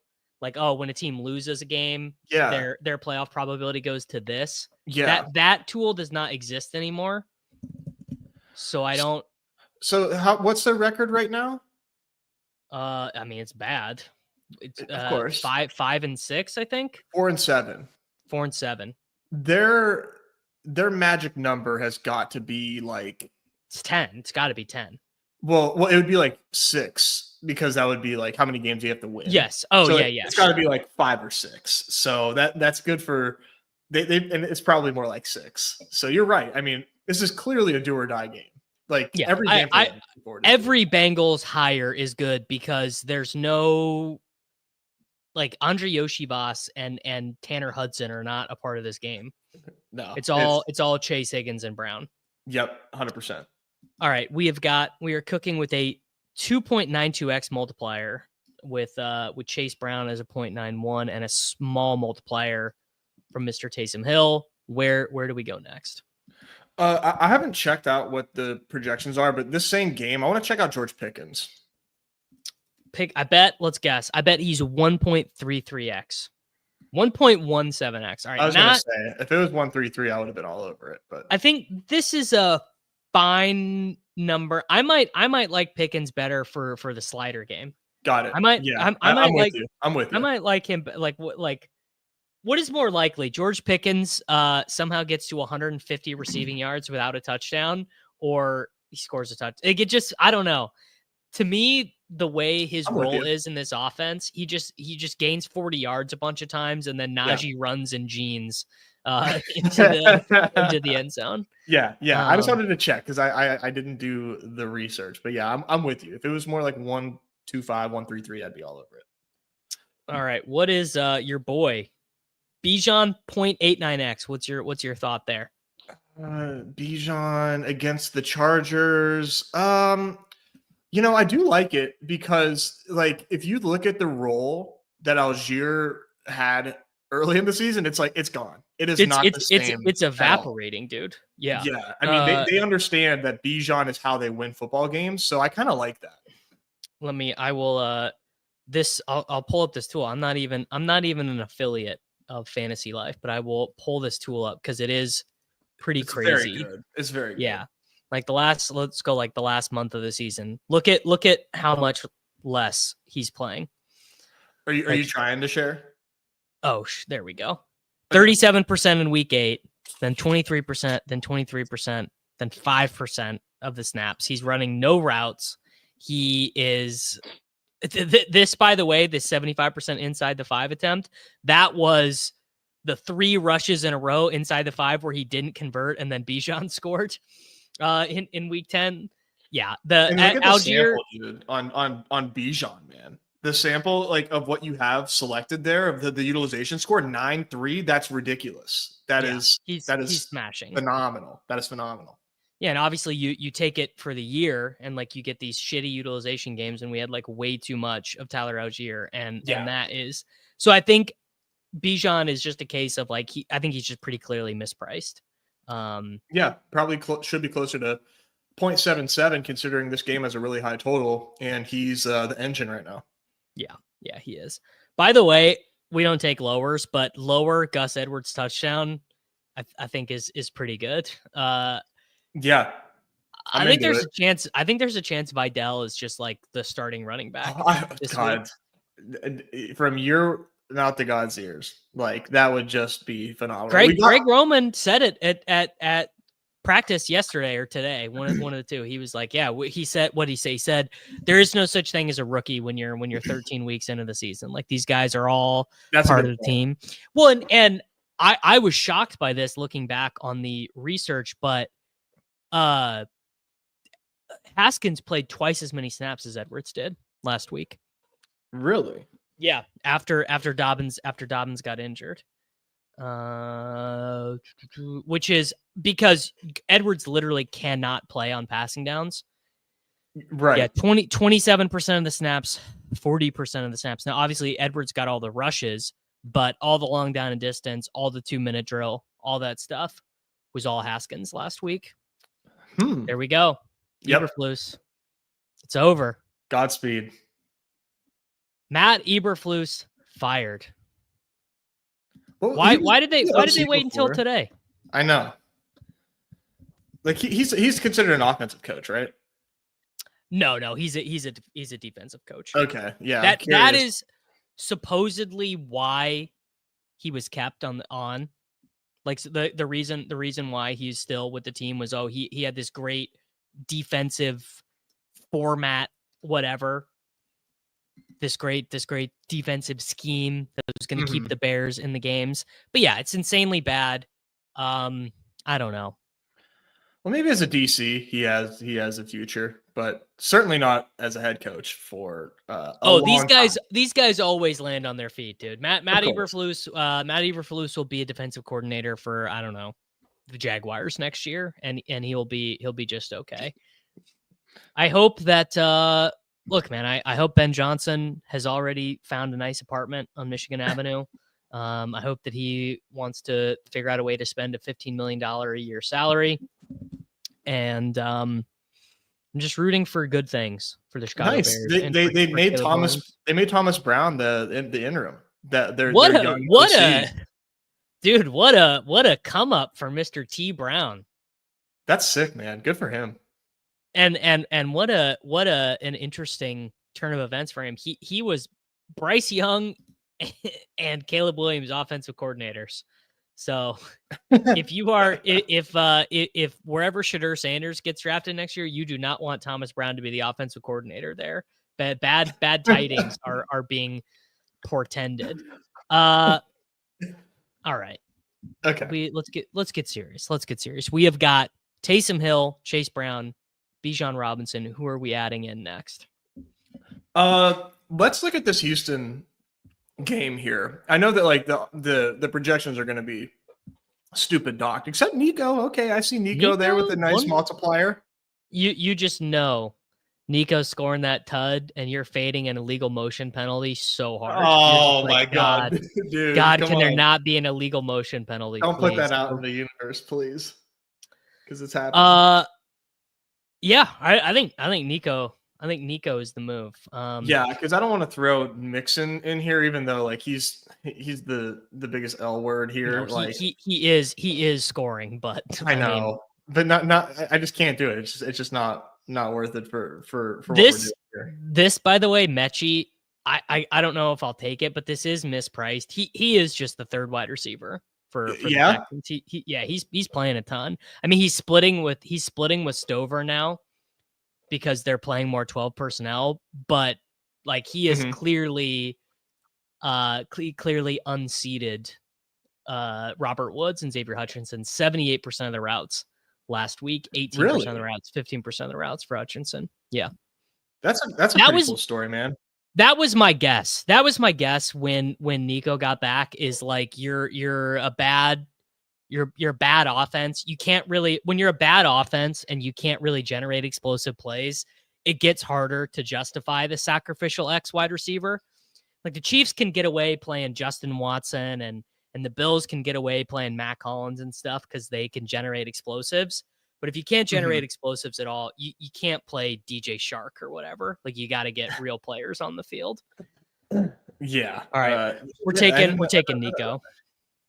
Okay. I like it, man. The fact that he's 1-1, like the same multiplier as Pickens. I mean, I love George Pickens, but we're talking about Nico. We're talking about Nico Collins here. All right. What about Puka or Cup? Which one? I mean, whoever's got the better multiplier, they're probably going to be equal, right? Cup has the better multiplier. I mean, I think they're both locked in right now. The story of Cooper Kupp is that in the first half, every game he looks like shit. And the people are like, dude, Cooper Kupp, he's Cooper cooked. And Puka's the best. You mean Sam Sherman? I mean Sam Sherman. Every week he's like, dude, Cooper Kupp, he's Cooper cooked, and Puka is the greatest. I did call the A-Chain receiving touchdown, and I did play it, but I played it in a slip that I played it in an entry that did not win. So that's story of my life here, Mr. Dab K. Okay. Yeah, I think Puka, man. I think it's a Puka week. I think we get the. I mean, obviously, at some point, it will look like his career is ended. He will catch a touchdown. He will go to the ground, and he will, he'll go to the medical tent, but he'll be back. He'll be fine. Yeah, I think because if you look at the yardage, the market is clearly anticipating him being better than Kupp. I mean, his yardage marker is 15 yards higher. Oh, is it? Touchdown. They were equal last week, which is interesting. 64 yards is the median for Kupp, and 80.5 yards is the median. I think it was last week or 2 weeks ago. They were like neck and neck. So that would make me want to do some Kupp. So I like where we're going there. Okay. I was going to suggest next looking at Jonathan Taylor, see what we got for him. Dude, what do you think about Jonathan Taylor Thomas? What were you gonna say? What were you gonna predict this? Okay, never mind. Here we go. Oh, I was actually gonna guess low. I was gonna guess like 0.88. I thought it was gonna be low. Yeah, me too. Yeah. So if we both thought it was gonna be lower than that, now this is, I don't know. There needs to be Justin or any of our friends over at Unabated, this would be a very, very cool thing to build. That would be a total pain in the ass. This is always what non-technical people say to technical people. Somebody's like, dude, this would be this really cool tool for you to build. If I could just look up the historical odds of what a player's anytime touchdown has been and then compare that. But I do bet Jonathan Taylor's historical anytime touchdown is closer to minus 120. So 0.9, 0.8. 5x or something like that on Underdog, basically.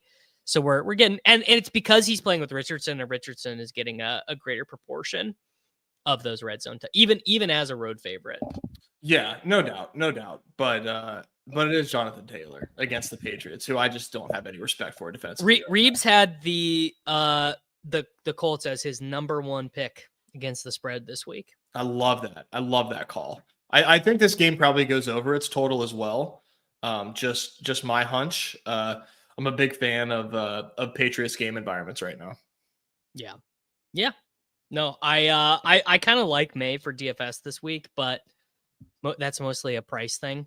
He's just very cheap on DraftKings.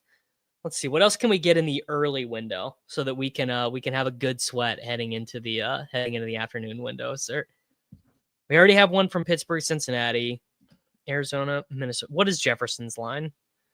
Oh man, is it gonna just like break our hearts?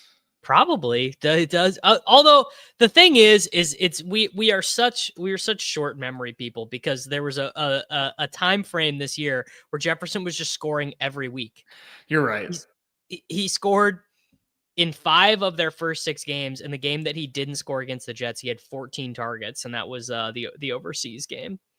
Yeah, just put this in, man. Let's just play Jefferson. Let's just be football ball knowers here and understand that Jefferson is still the GOAT. All right. You need one more here, huh? I was going to say, let's look at the Sunday night game and see if we can have anything that's a 6 sweat, but these numbers are going to be terrible. Dude, what do you think about Bucky? Oh, I mean, throwing in his touchdown. I mean, I know say less, dude. 1.05x. Yeah, with the little cherry on top as well. See, so I don't have standard available, but on some of them, I have gotten standard. I have gotten standard, like just 8, like whatever the difference, not non-flex payout. Interesting. Yeah, I have yet to see that, but man, oh man, here we are. This is what I'm talking about. You do love to see it. I don't think that's true, but it definitely feels true. It's a great thing to say. It's a funny line. That is my favorite thing. Just if you compare things to presidential windows and then you just make it seem as absurd as it could possibly be. All right, let me put the octopus in there. The octopus is in the YouTube description and it is in the YouTube chat. This we were cooking on this one last week, and you were not the only one. Someone sent me a Twitter DM too, bro. Hey, I should have known better, but I can't help myself. It's part of the fun. No, this is how I sweat pick'ems. I do not check pick'ems at all in the noon window. Got too much going on. I'm too overstimulated in the noon window anyway. You're right. Yeah, I am very overstimulated. Yeah, there's just window. Like the noon central to 3:30 p.m. central time. I just like, dude, I could not have more screens. I could not have it's way too much. But then you settle into like, oh, this is what I need. This is what I need here. This is what I need there. In the 3:30 window. That is a great time. If you're not having a particularly good fantasy day, you click over on the pick'em window. Although the way I do these things, they're so correlated. Like I'm like, you're doubling down. I'm just doubling down. I'm always doubling down. Yeah, there's no hedging. It's always doubling down. But you're right on the whole though. Like sweat. Like don't actually have any sort of sweat until those late window games start. It's just it's either going to break your heart or just like make you feel like you're dead. And then like either way, you're in a bad mood. So just wait. Correct. I'm talking to myself here, but all right. The octopus pick'em entry is Taysom Hill, Chase Brown, Bijan Robinson, Nico Collins, Puka Nacua, Jonathan Taylor, Justin Jefferson, and Bucky Irving. Yeah, if you're playing on these Black Friday ones, I'll tell you this, Mr. Kareem Hunt to record a rushing touchdown. That whatever this price is, yeah, laughable, dude. 1 point. Isaiah Pacheco he'll be back soon. He ain't back yet. So I think based on your sentiment there, I mean, have you checked out Bucky? I mean, have you checked out Pacheco's pick'ems, man? Are they high or are they low? They're like the same. Yeah, I would do under 42. Well, here, let's just cook this real quick. Forgive us if you're listening to this on playback. Lower 42.5 rushing yards. Mm-hmm. Hunt to record rushing or receiving touchdown. Mm-hmm. And do you like Jacoby or Brock? I was going to say just stick to the game. Let's do Bowers 11.5 fantasy points, whatever. And then I'm gonna flex it. Just so the Bowers pick doesn't matter if it goes in that direction. Yeah, love it. All right, bang. So there you go. There's some quick maths for you folks here. If you were watching this on, if you're live in the stream, this is for see, here's the thing. I know everyone's watching Pete right now, and that's fine. I am not. I'm happy for any of you who are catching this on replay. I love all of you who are watching this on replay, and I do not blame you for watching Pete right now. Oh, Dave. All right, now we got to do the sliders now. We got to do the slider play. So these are like the highest conviction plays based on what we have priced out. I would say probably my highest conviction relative to the market this week is going to be AJ Brown. It's going to be Chase Brown. And honestly, maybe Drake London. The market looks very low on Drake London in this game against the Chargers. And I don't really know what that is about, but Mooney is banged up. These are, it's not must-win games for the Falcons, but like Drake London what is he priced like here? I mean, Drake London is kind of, 67.5. What is he for 100 yards? Yeah, like 2.13x. I don't know. Maybe I'm crazy here, but I mean, I like Drake London a lot, so I have no problem playing Drake London. I honestly, Mooney's full practice, but he banged up. Okay, regardless, should be a higher scoring game. I think we should take a look at maybe. So what kind of you like the century mark here? Well, let's come back. Let's come back because I think are also interesting for Drake London, but I'm just thinking through relative to like DFS and BRs and stuff this week, and I know I'm going to have a lot of London, but also a lot of London's equity is tied up in touchdowns. London is generated a ton of touchdowns and is he's not a deep threat anymore, I guess, so it's a little bit harder if you're not getting like bombs to get to the 100-yard bonus. So let's see first what we have got for oh wow. I was gonna look at Jamar Chase, but I just got rugged on that. Did we? I mean, it just got removed for me. I don't know if you still have it, but I was looking at receiving yard. Like, hello. the Giga. Here's a question. Will the Giga Jamar Chase ladder, does that negatively correlate with Chase Brown, or does it positively correlate with Chase Brown? That's a good question. What is it going to do? Well, here, let's just do it at the median and we can see. Yeah. So Chase Brown or Jamar Chase and Chase Brown. 3x. So it doesn't matter. Doesn't either. Yeah, I don't. I'm just 3x. Mm-hmm. Okay. That's good to know. I will do my highest conviction. Yeah, let's AJ Brown against the worst pass defense in the NFL and the best run defense in the NFL. I mean, come on, dude. This is the definition of explosion spot. You look up explosion spot in the dictionary and you get this for Arthur Juan Brown, dude. I'm taking it all the way to 149.5. It's Pete, dude. AJ Brown hasn't even had a big game yet. And you might be saying, Davis, that's insane. AJ Brown is averaging 18 fantasy points per game. Dude, he's got one game the whole fucking year with double-digit targets, and it was in week 1. We haven't even unbelievable. We haven't even seen the Gucci headband in all its glory, dude. I mean, imagine if he was healthy all season too, right? I mean, missed some time. God damn, man. Just missed some time. Barkley has really shortened these games with these long runs, you know? Yeah. And I mean, look, obviously Barkley can do that at any given time. I'm not saying he can't, but this is my highest degree conviction. AJ Brown touchdown, AJ Brown receiving yards. I love it. We should have added the AJ Brown to the octopus. We're gonna have to come back. We'll come back to this one, but AJ Brown higher than 149.5 receiving yards at 3.52x. That is our slider play.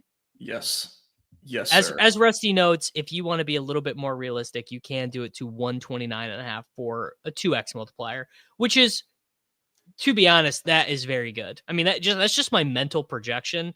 AJ Brown's median projection in my head is 129.5. So make it realistic. We're still in the realm of possibilities here. You got to open up your mind a little bit, Rusty.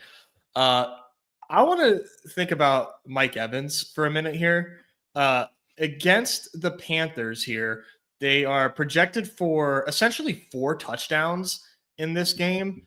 And I mean, can I interest you in like 80 yards for Mike Evans for 1.4x? Just a light 80 receiving yards. Like, we can kind of balance things out here with our imaginations. Or you could take it to 90 or 100, but I am gonna take it to 90 because we're vibing here. But I'll tell you why I like it, and Reeves noted this too, and I thought the same thing coming into doing the props this week.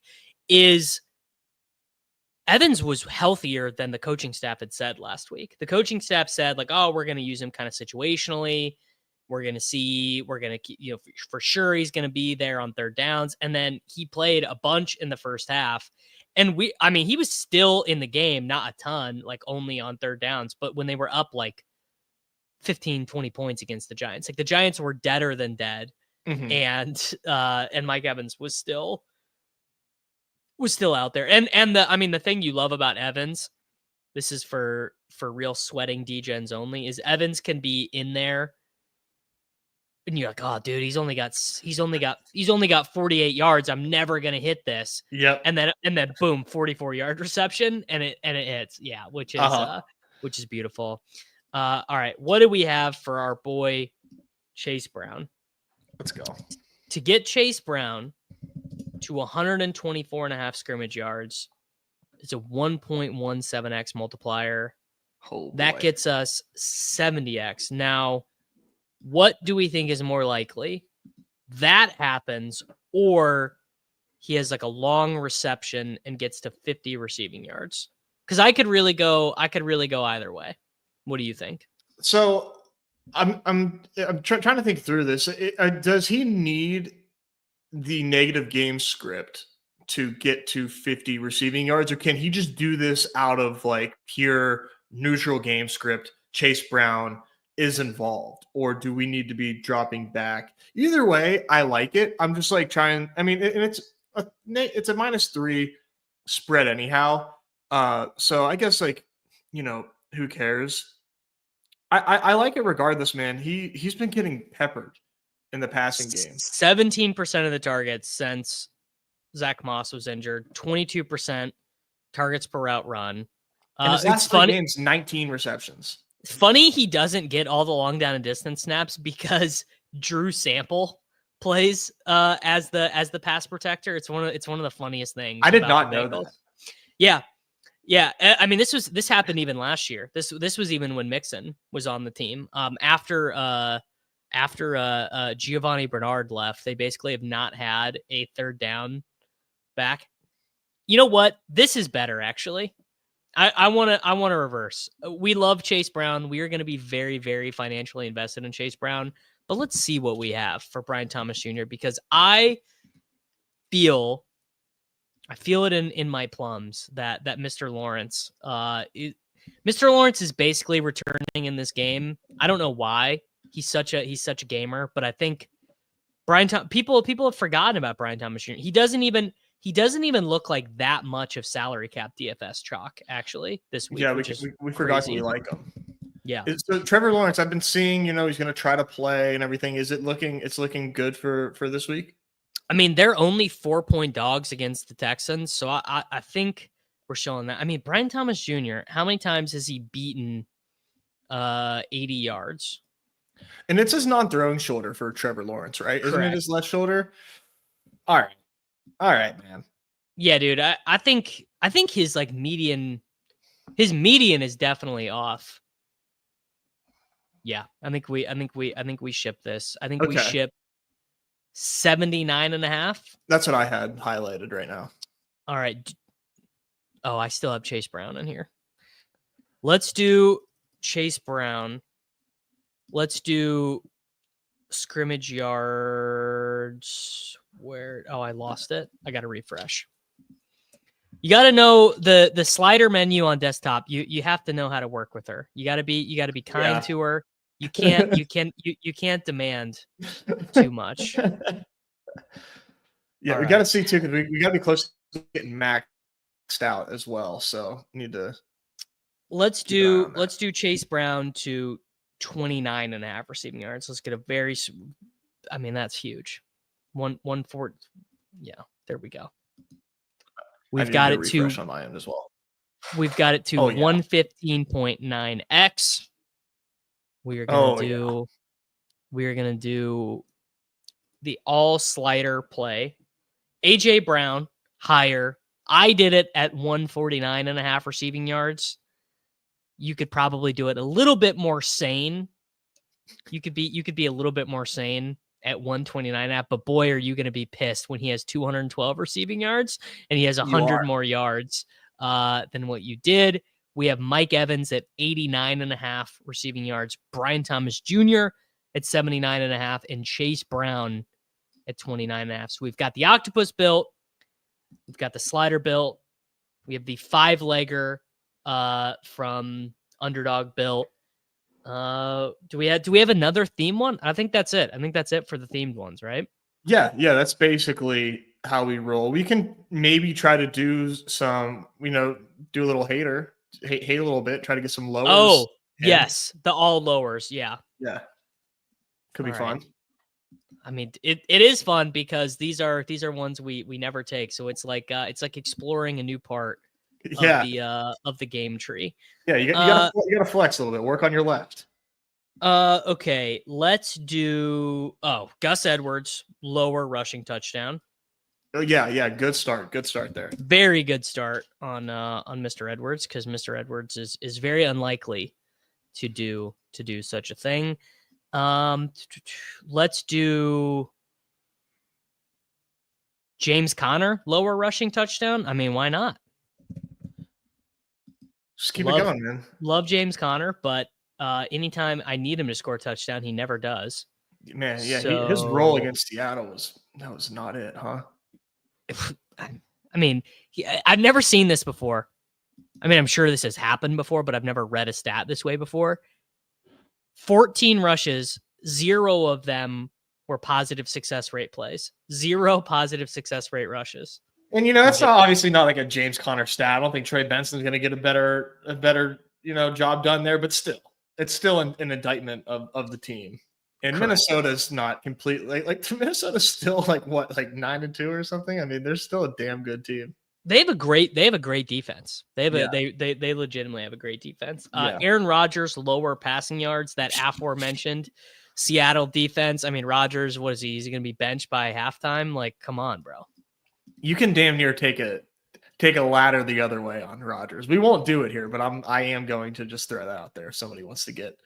You sure could. The lowers are fun. I do see why people do it. It is fun to just hate. It is, and honestly, it's probably like the better move. But like, it's the way better move. Connor Allen, who works for 4 at BetSperts, tweeted out like some of his stats the other day. Yeah, he's like, dude, like in my lifetime, I'm like 68% on lowers, but I only take hires. but I am a human. That's incredible. Josh Allen lower than 240.5 passing yards. I mean, I'm not even a Josh Allen hater, but dude, Purdy's not playing in this game. You don't think so? No, dude. The line is Buffalo by 7. Ooh. I mean, I don't think. No, that's not a Purdy. That's not a Purdy active. Let me double check and make sure that is still the line, because it could have moved, but Purdy has not been able to practice. Yeah, 49ers by 7. That's the unabated line. That's what it is at Circa. So, yeah. Okay, I'm into it. Brother, how is it possible that there's a person who knows me but doesn't know Pete? That's how you know that you're big. You should flex on that. Like, hey, Pete, like, guess what? Somebody just came in to my stream and they didn't know who you are. This is the Pete we were talking about. You should go check out his channel. Little guy, I like to help the little guys. Yeah, I gotta help the small creators. gotta help the small creators. That's kind of what I do. 49ers by 7. That is not a Purdy line. That's definitely the Brandon Allen line. Let's just I want to see what else is like interesting in this game here. We could take a lower on some of these Niners to score a touchdown if you want to just like lean into the fact that they're going to be doo-doo. Yeah. Juwan Jennings lower. Yeah, sure. Why not? I mean, Yeah. Juwan Jennings is not scoring with Brandon Allen.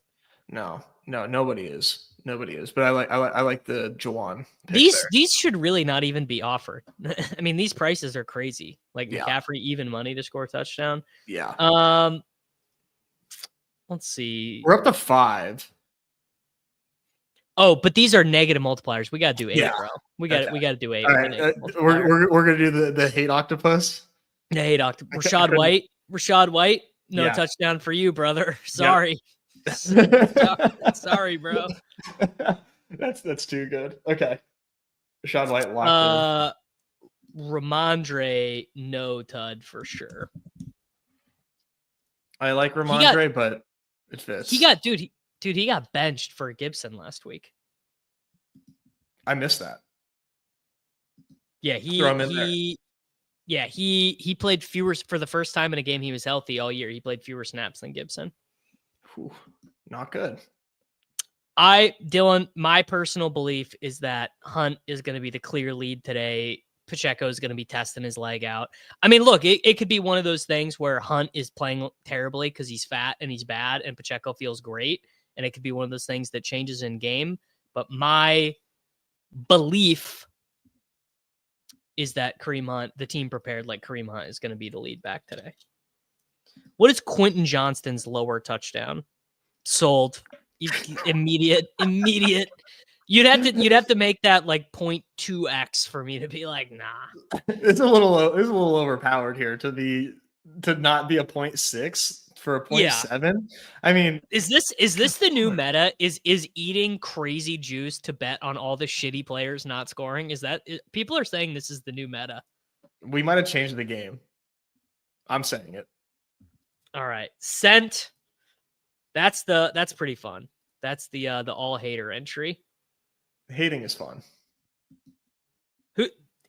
That is the way to get me to take lowers. Is let me take. Bro,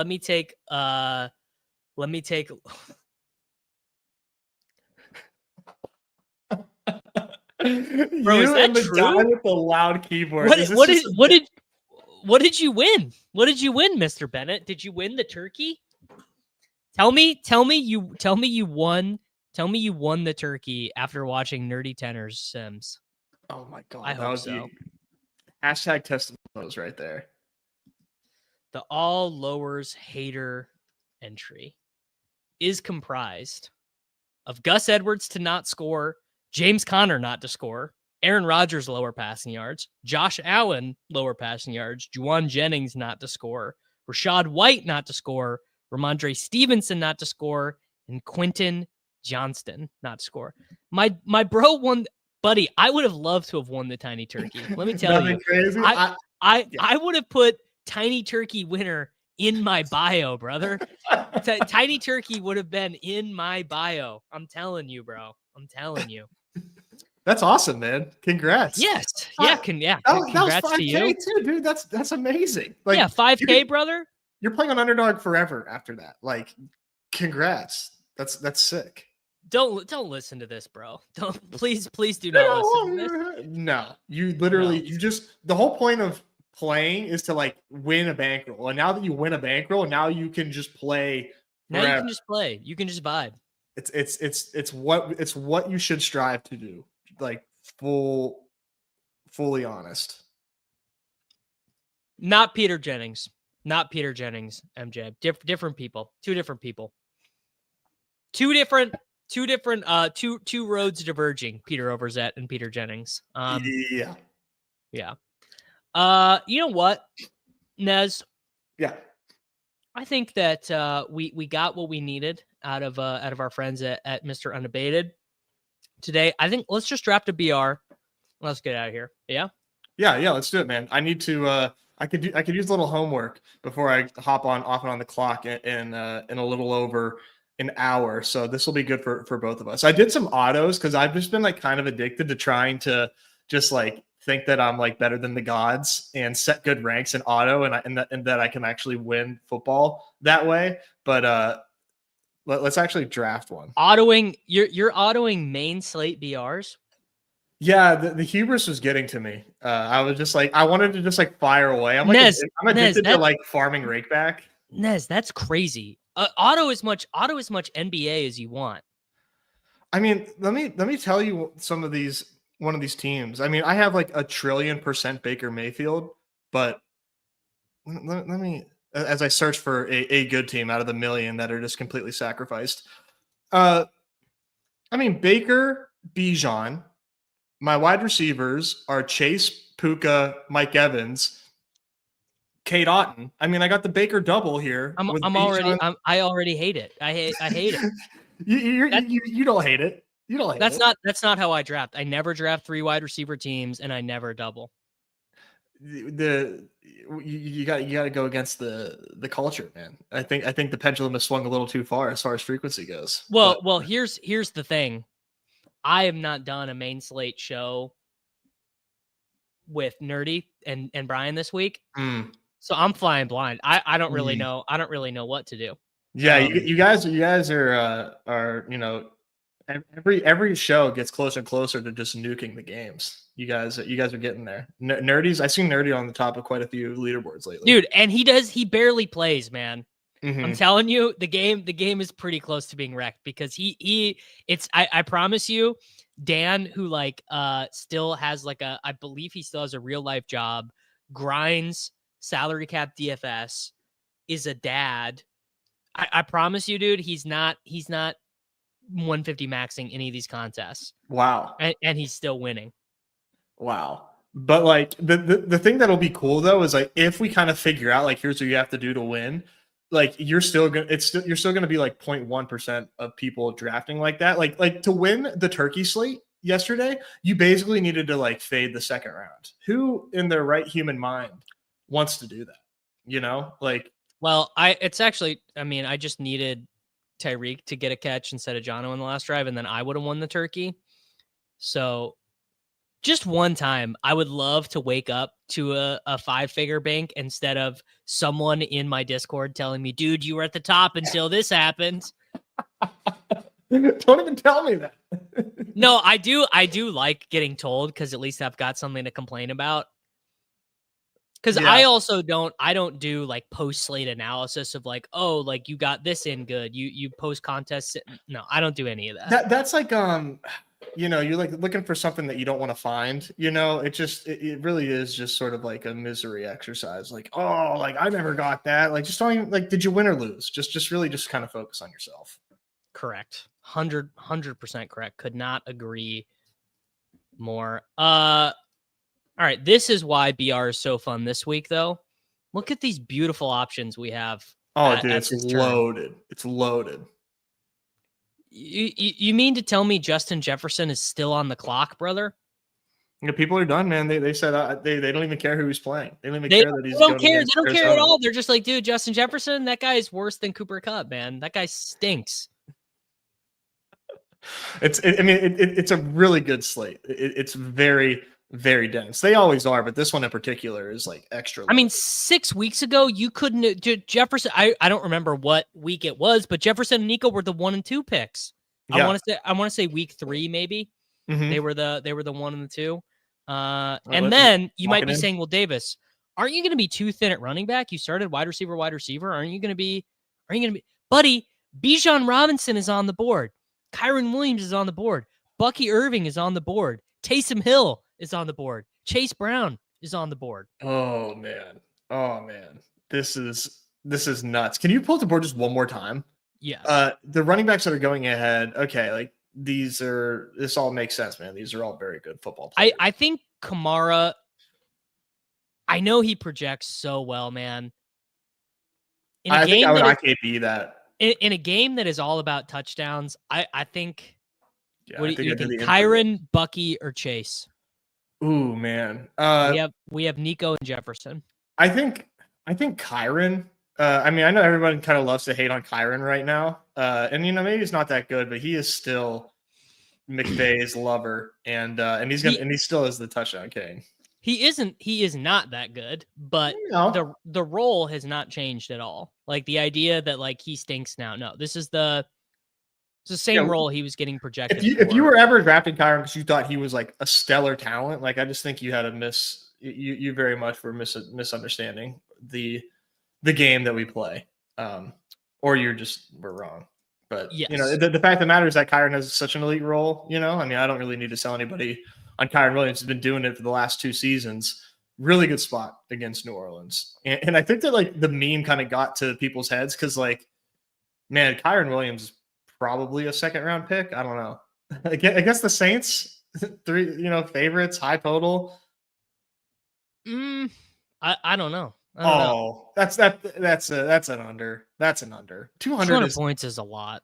I mean, dude, I can't do that math in my head. Was that 40 points per slot or something? 33. 33. Yeah. That's crazy. That's a lot. That's a lot of points. But I'll tell you one thing that is kind of shitty or tricky about doing this start, the Nico Jefferson start. You're kind of in a weird spot at quarterback because you're not going to get Lamar. You're not going to get Hurts. You don't really want to take Stroud. You don't really want to take Sam Darnold. So then you're trying to do quarterbacks and tight ends. You're trying to do like Baker and Cade Otton. Yeah. I mean, or you could do like Jaden Daniels. We could take Jaden Daniels right now. We could take, I think we take Jaden Daniels or we take Cotton. What do you think? I would say Jaden, man. I was a little worried about him coming into last game, and he got there in garbage time. But like, I cared about is that he looked healthy. He ran much better. Yeah, you know what? I'm going to end up with 1 billion of this. I'm going to end up with so much Naked Richardson, and I've drafted 9 teams, and I've got 2 of these already. So that is, I probably is Disley good to go? I thought he was a little banged up. He is a little banged up. He was banged up at practice. Take your pick of tight end, and then we can scroll at running back. Okay. Hawk Otton. I mean, I'm a big Otton slappy, but I'm cool with Ingram too. With if we think Trevor's back, which you agree, dude, we're scrolling the F down for Evan Ingram, bro. Did you know since he returned from injury, he leads all tight ends in target share, and he's getting his quarterback back this week? Thank you, Parody Davis. I did not know that. No, that was Parody Davis parodying Pete, who's on his stream right now. Someone go to youtube.com/@PeterOverzet and go to his gems page. I'll bet $7 that Evan Ingram is one of his Battle Royale gems this week. Almost certainly. It's either him or Hunter Henry.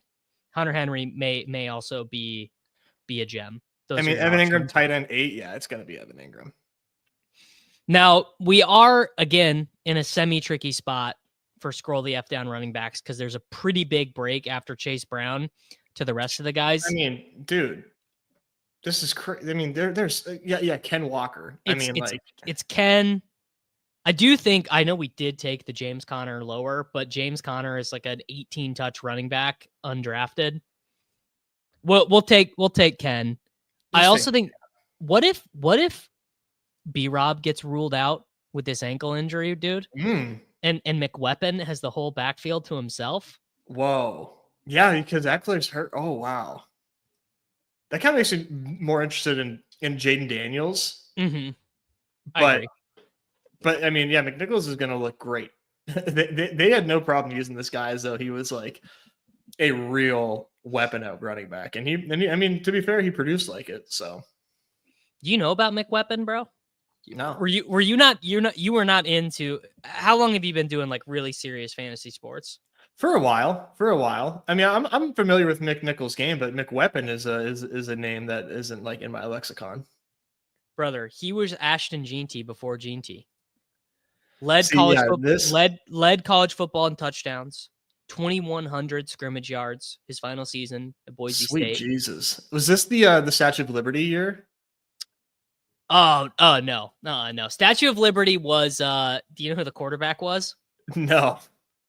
Kellen Moore. No shit.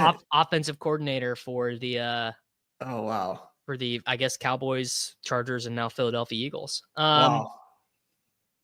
All right, boys. There was a quick little BR. If you have not already, I would encourage you to check out the Unabated Pick Em Tools that we just used to cook up those entries. Nez and I are going to get out of here. They are going to go do Often on the Clock with Mr. Peter Overzet. I will be back this afternoon doing the DFS show with Pat Carrain. Nice. In the Allure Field. Make sure that you are checking out the Badge Bros. Obviously, go check out Peter Overzet's YouTube channel. I mean, he really does need the help. If you do sign up for Unabated, use the promo code Davis and let them know that you came from here. Also, if you are watching this, let me know in the comments if you enjoyed this all being as one stream, the pick show and the pick 'em show. I think it's probably going to remain, but if you guys really hate it, if it's just like, if you really, really hate it, I will take that into consideration. But I think people like the longer shows, and we will be back next week. Have a great weekend, everybody. It's Short King Summer, dude. It just feels like no one in fantasy sports ever learns anything. Does he mistime it, or is Brock Bowers just a grown man? Brock Bowers is just a grown man. Dare I say, Rich, football might be back. In the words of Lane Johnson, this offense looks